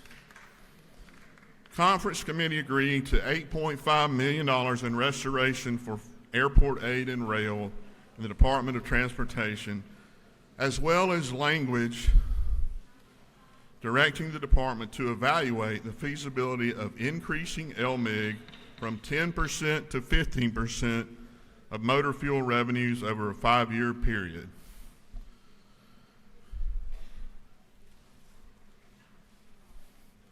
Finally, the Senate agreed to add to the House add of $26.7 million for a $500 one-time benefit payment to state retirees of ERS.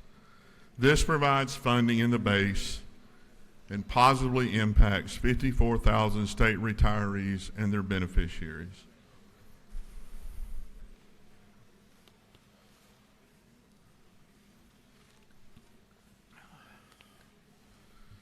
In closing,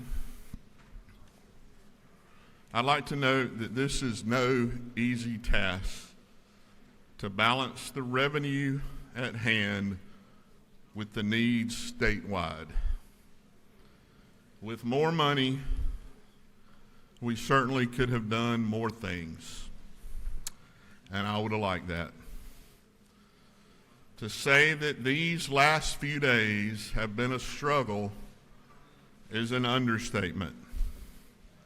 But throughout this process, the House is focused on prioritizing people and services provided to them in the budget because they are what it's all about.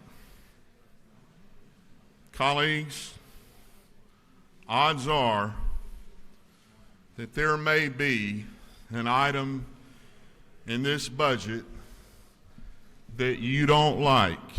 And you know what? There might be an item or two in this budget that I don't like. But please remember and note that we are here to serve many Georgians, and there are many great things in this bill for all Georgians. Mr. Speaker, if anybody wants to ask me a question, I'll take a couple. if they want to ask one. You have a couple. To your left, Representative Stacey Evans has a question. To your left. Thank you, Mr. Speaker. Will the gentleman yield? Yes, ma'am. Mr. Chairman, isn't it true that I am absolutely thrilled that we are going to fully fund Hope at 100% of tuition for the first time since 2011?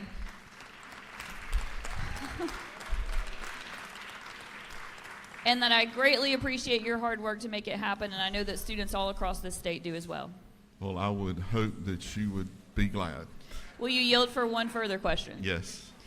Isn't it true that the cuts to the Regents' institutions are a block cut, and that the Board of Regents has the authority under Article 8 of our Constitution to consider where the hundreds of millions of excess funds reside to ensure that the cuts are actually allocated to fall on those institutions that can better bear it versus our smaller institutions, and we hope that they do that.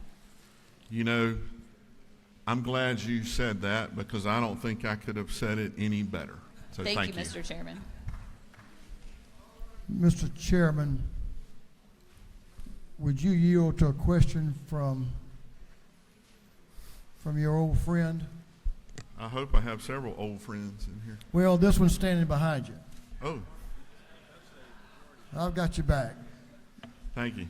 Mr. Chairman, is it fair to say, as I've listened to you present this budget, that you have addressed the needs of Georgians all across this state? Is that not true? I believe so, yes. Is it further not true that this budget reflects in all the right places to ensuring that the priorities of this House, public safety, education, K through 12, and higher education, and mental health have been addressed in this budget? Yes, sir. Mr. Chairman, we're all in your debt. Thank you, Mr. Speaker. I'm in debt to those here, and if I may, I would like to thank a few people. I would like to thank the fellow conferees,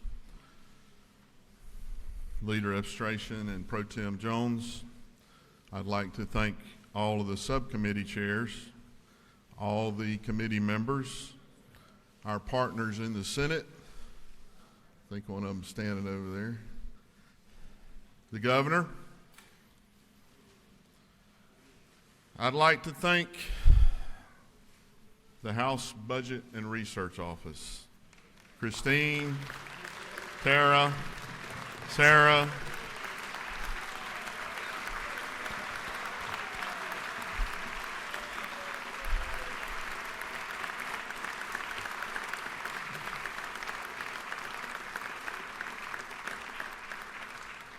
I'm going to say their names so everybody hears them and they hear them. I'm going to say them again. Christine, Tara, Sarah, Abby, Alicia, Amber, Courtney, Molly, Morgan, a.k.a. the Budget Divas, and David, Mr. Moneybags, for their many long days and nights spent during session and throughout the year on the budget. I'd also like to acknowledge the hard work and long hours of the House Budget Research Office policy analysts who staff all the other standing committees of this House: Leo, Brock, Brian, Bailey, Michael, and Patrick.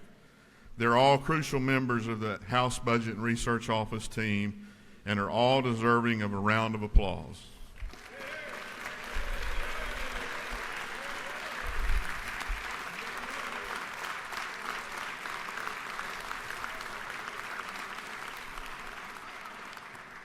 And she's going to shoot me for this. But our budget director, Christine Murdoch, has been a trooper for the last, especially the last week and a half, as she dealt with the loss of her father. She was gone for 2 days, 3 days, and she came back the day after her father passed away and was in meetings with me for about 8 hours. Y'all, that's dedication, and we need more people like her, and thank you for what you did.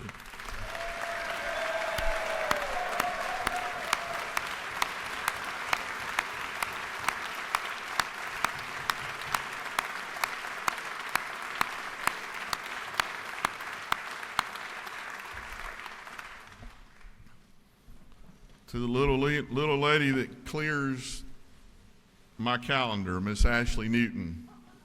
She keeps me on track. And this one's really going to shoot me, because I don't know that I've ever done this from the well. But she knows where she is in my life, and that's my wife, Kim Hatchett, sitting right over there.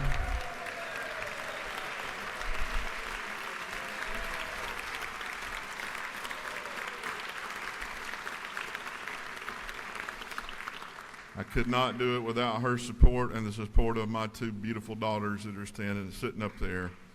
So I know we're getting there. I've got a vote or something. I want to thank Speaker Pro Tem for giving me this opportunity, and for Speaker Burns in supporting her choice.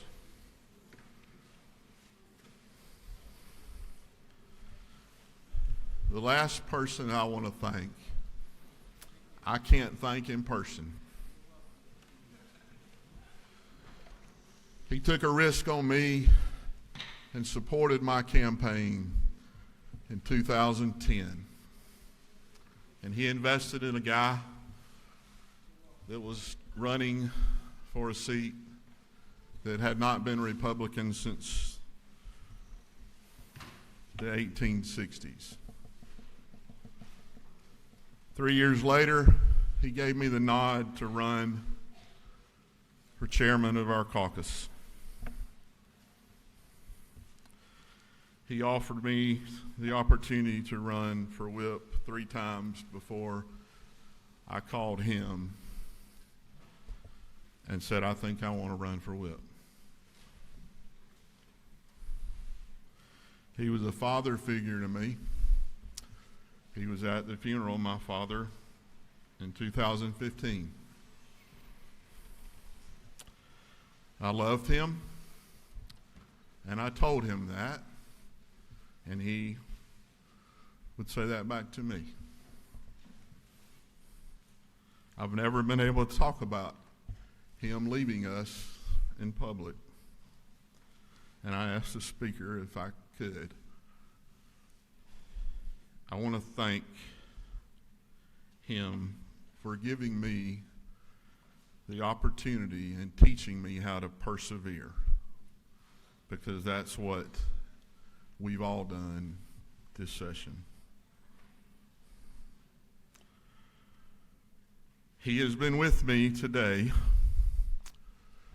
because Cherie and Matt gave me this tie that was his. And he's been with us, and he is looking down on the man behind me and saying, good job. With that, Mr. Speaker, I yield the well and ask for your favorable consideration to HB 19.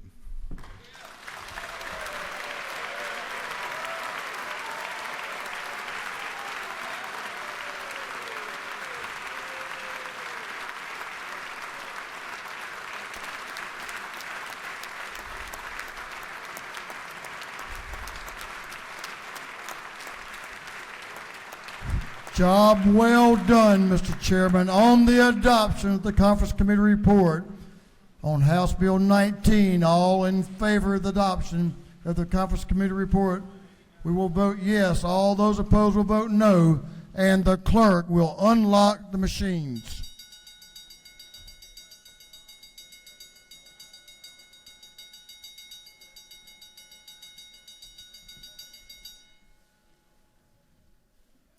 Have all members voted? All members voted. If so, the clerk will lock the machine. On the adoption of the Conference Committee report, HB 19, the yeas are 170, 70. The nays are 3, and the Committee of Conference report is adopted.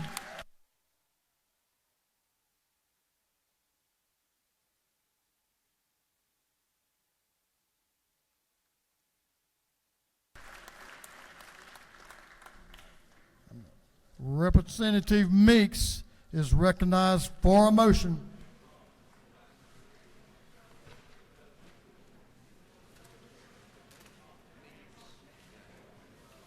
Representative Meeks is recognized for a motion.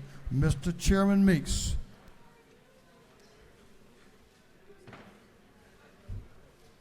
Thank you, Mr. Speaker. Ladies and gentlemen, I move to adopt the conference report to House Bill 189.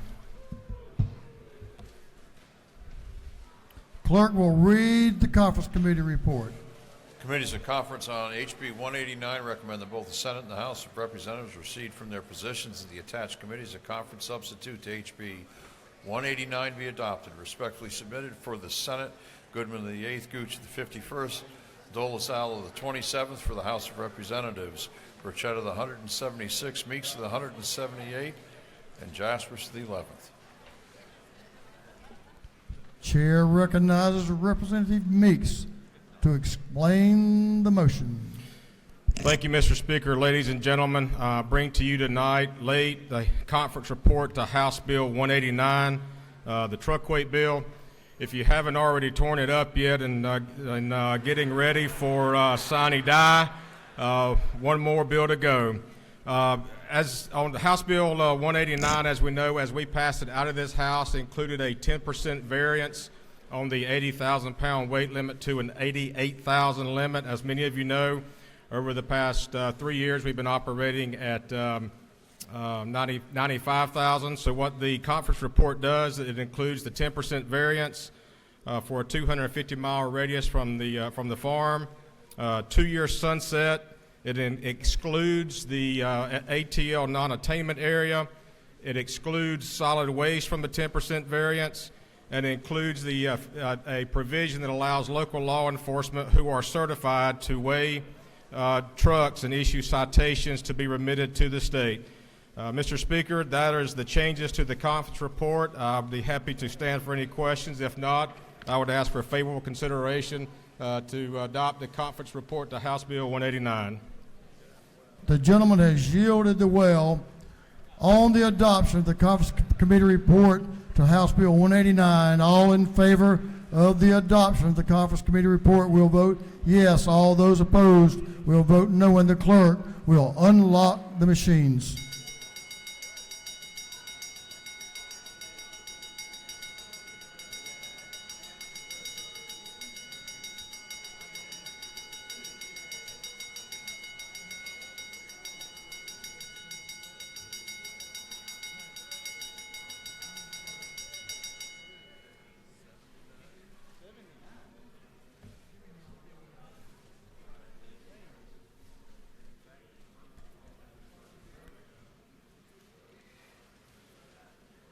For what purpose is Representative Nulowitz rise?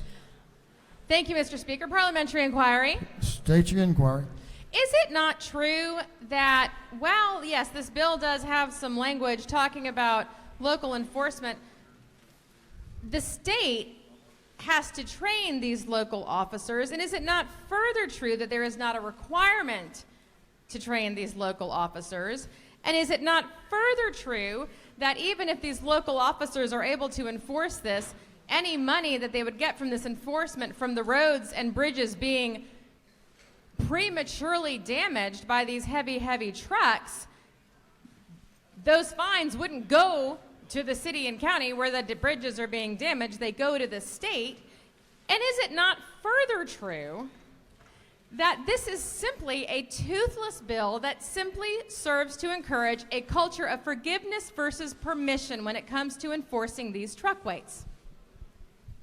I'm sure the lady believes the things she speaks of.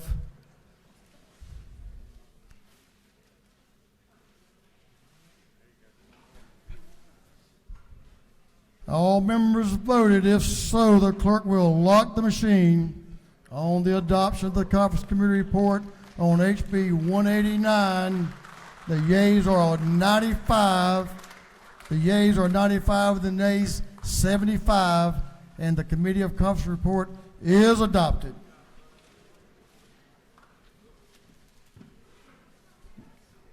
We have one more bill we're going to do.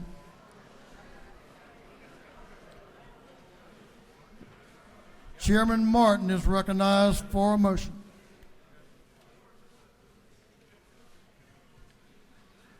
Thank you, Mr. Speaker. I move that.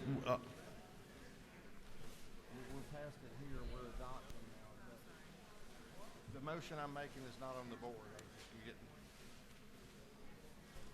Mr. Speaker, I move that this House adopt the Conference Committee report on Senate Bill 13. Clerk will read the caption.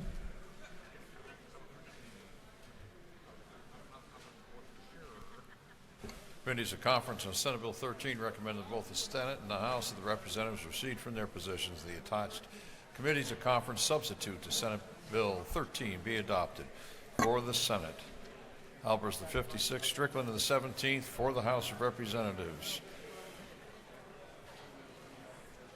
Smith of the 18th, Martin of the 49th, and Blackman of the 146th.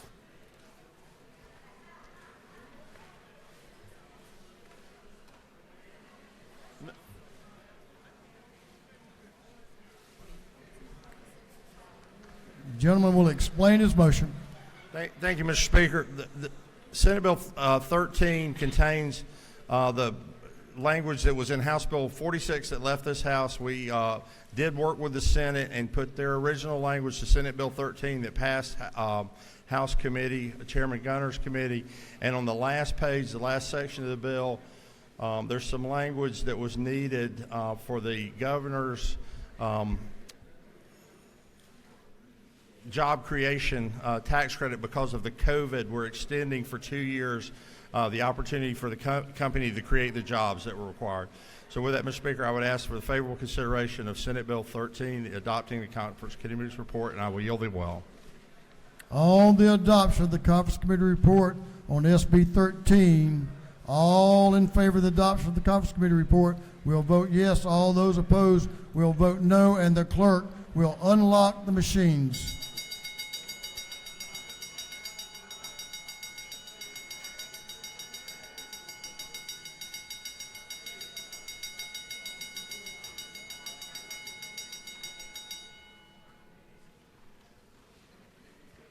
All members voted.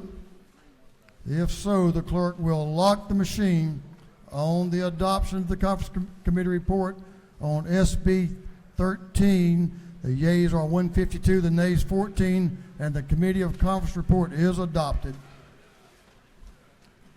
Chair recognizes Chairman Martin for a motion.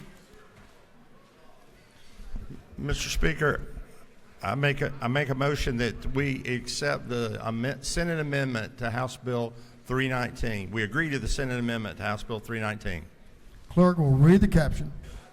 House Bill 319 by Representative Martin of the 49th, being entitled an act to amend Article 7 of Chapter 3 of Title 20 of the Official Code of Georgia Annotated relating to scholarships, loans, and grants. Chairman will explain his motion. Thank you, Mr. Speaker. 319 comes back to us just as it left the House. If you recall, this is the language that gets rid of a portion of the Student Finance Commission that's no longer needed and will return about $28 million for use in scholarships. The Senate added a new code section that will allow the General Assembly to work with the Board of Regents to try to keep our tuition low. We're fully funding Hope. The last time that was done under a different administration, sometimes the tuition rose. We're hoping that doesn't happen. We thank the Regents for the conservative way they've run tuition in years past, and this will allow us to work with them. I ask the House's favorable consideration to agree to the Senate amendment. I yield the well. The gentleman has yielded the well. On the gentleman's motion, the House agree to the Senate amendment to HB 319. All those in favor will vote yes. Those opposed will vote no, and the clerk will unlock the machines.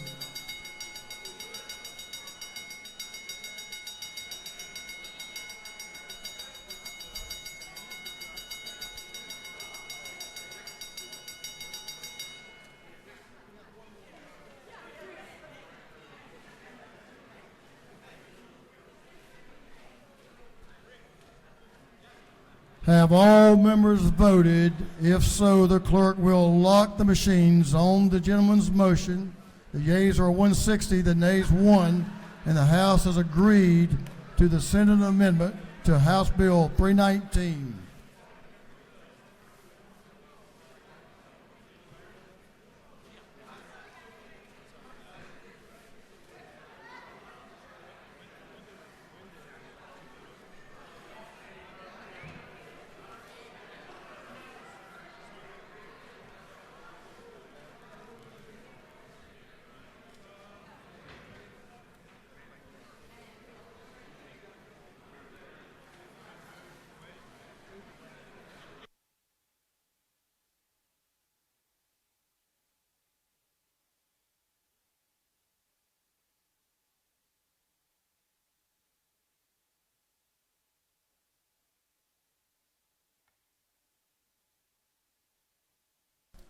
We have one more bill we're going to take up for an agree. One more.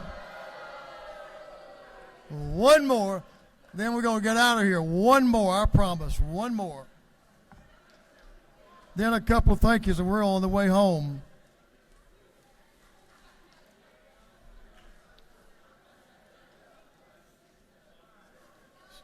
So what's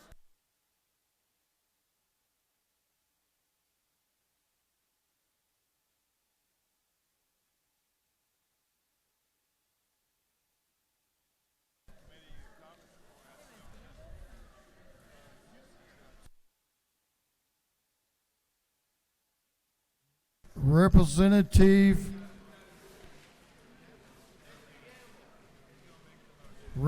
Gaines is recognized for a motion.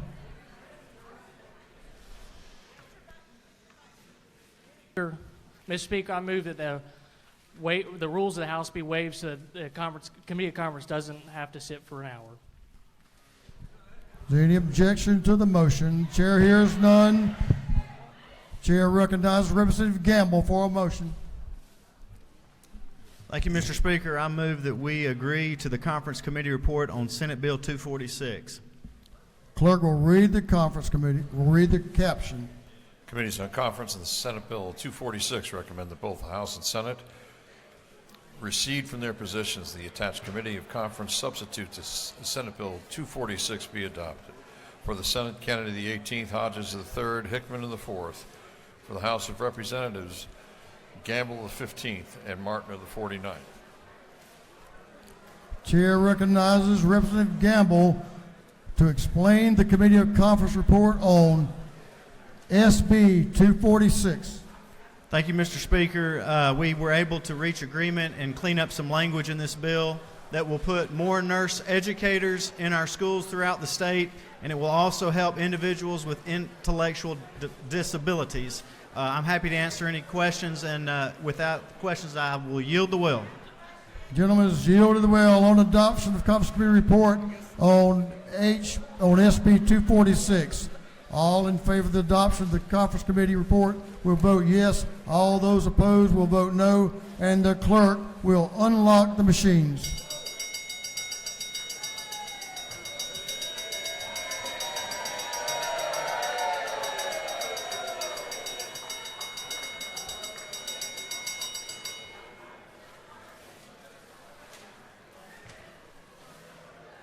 Have all members voted? If so, the clerk will lock the machine on the adoption of the Conference Committee reports on SB 246. The yeas are 157, the nays are 5, and the Committee of Conference report is adopted. Give me your attention. We're going to thank some people. I want to thank the staff in my office. Jacob Steele, Kim Aiken, Security, Josh Canuffa, Alex Crayley, Chris Choi, my office staff, our office staff, Spiro Amber and Kayla McMicken, Keith Williams, Haley Galau, Michelle Harden, Kaylin Dusler, and Grace Hannah Kaysen. Clerk of the House, Bill Riley, the best clerk in America.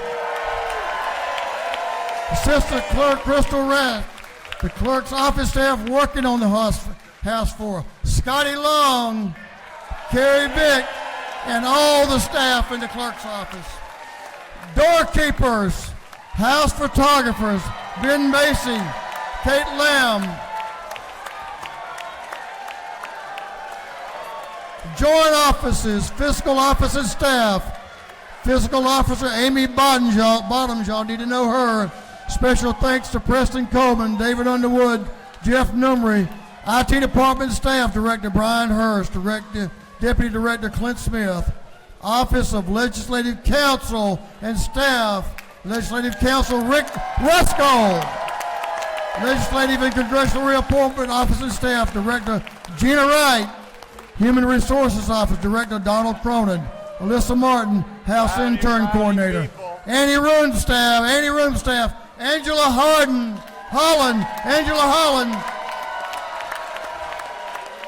Thank you to the GBI and the Capitol Police.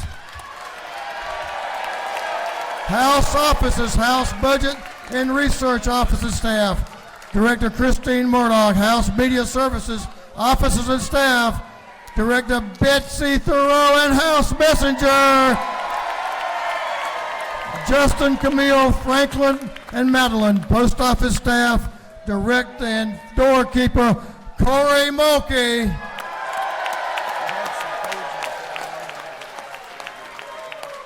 House Administrative Assistants, also our temporary session staff, House interns, and we have some pages that have been with us all day and all night. Thank you, Pages. Pages, why don't you come down the middle while I make one more thank you. I can tell y'all, this house, I believe, ran pretty smoothly, and I give all of that gratitude and that praise to this young lady, Betsy Thoreau. Here's our pages.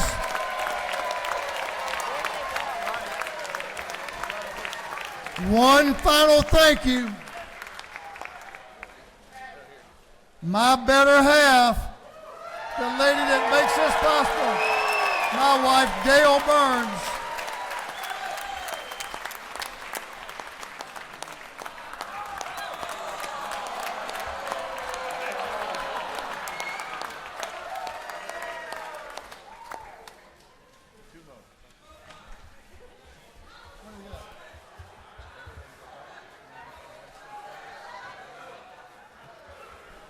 Hey, I thought we were finished. Two motions.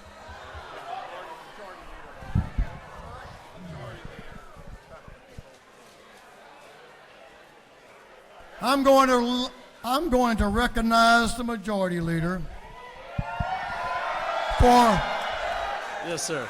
Two motions. Number one of two.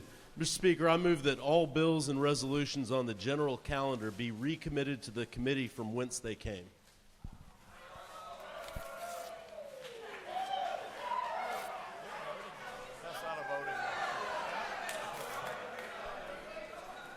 What's your other motion? That's the one I want to hear. Mr. Speaker, I move that this House stand adjourned, sine die. On the motion of majority leader, this House stands adjourned, sine die.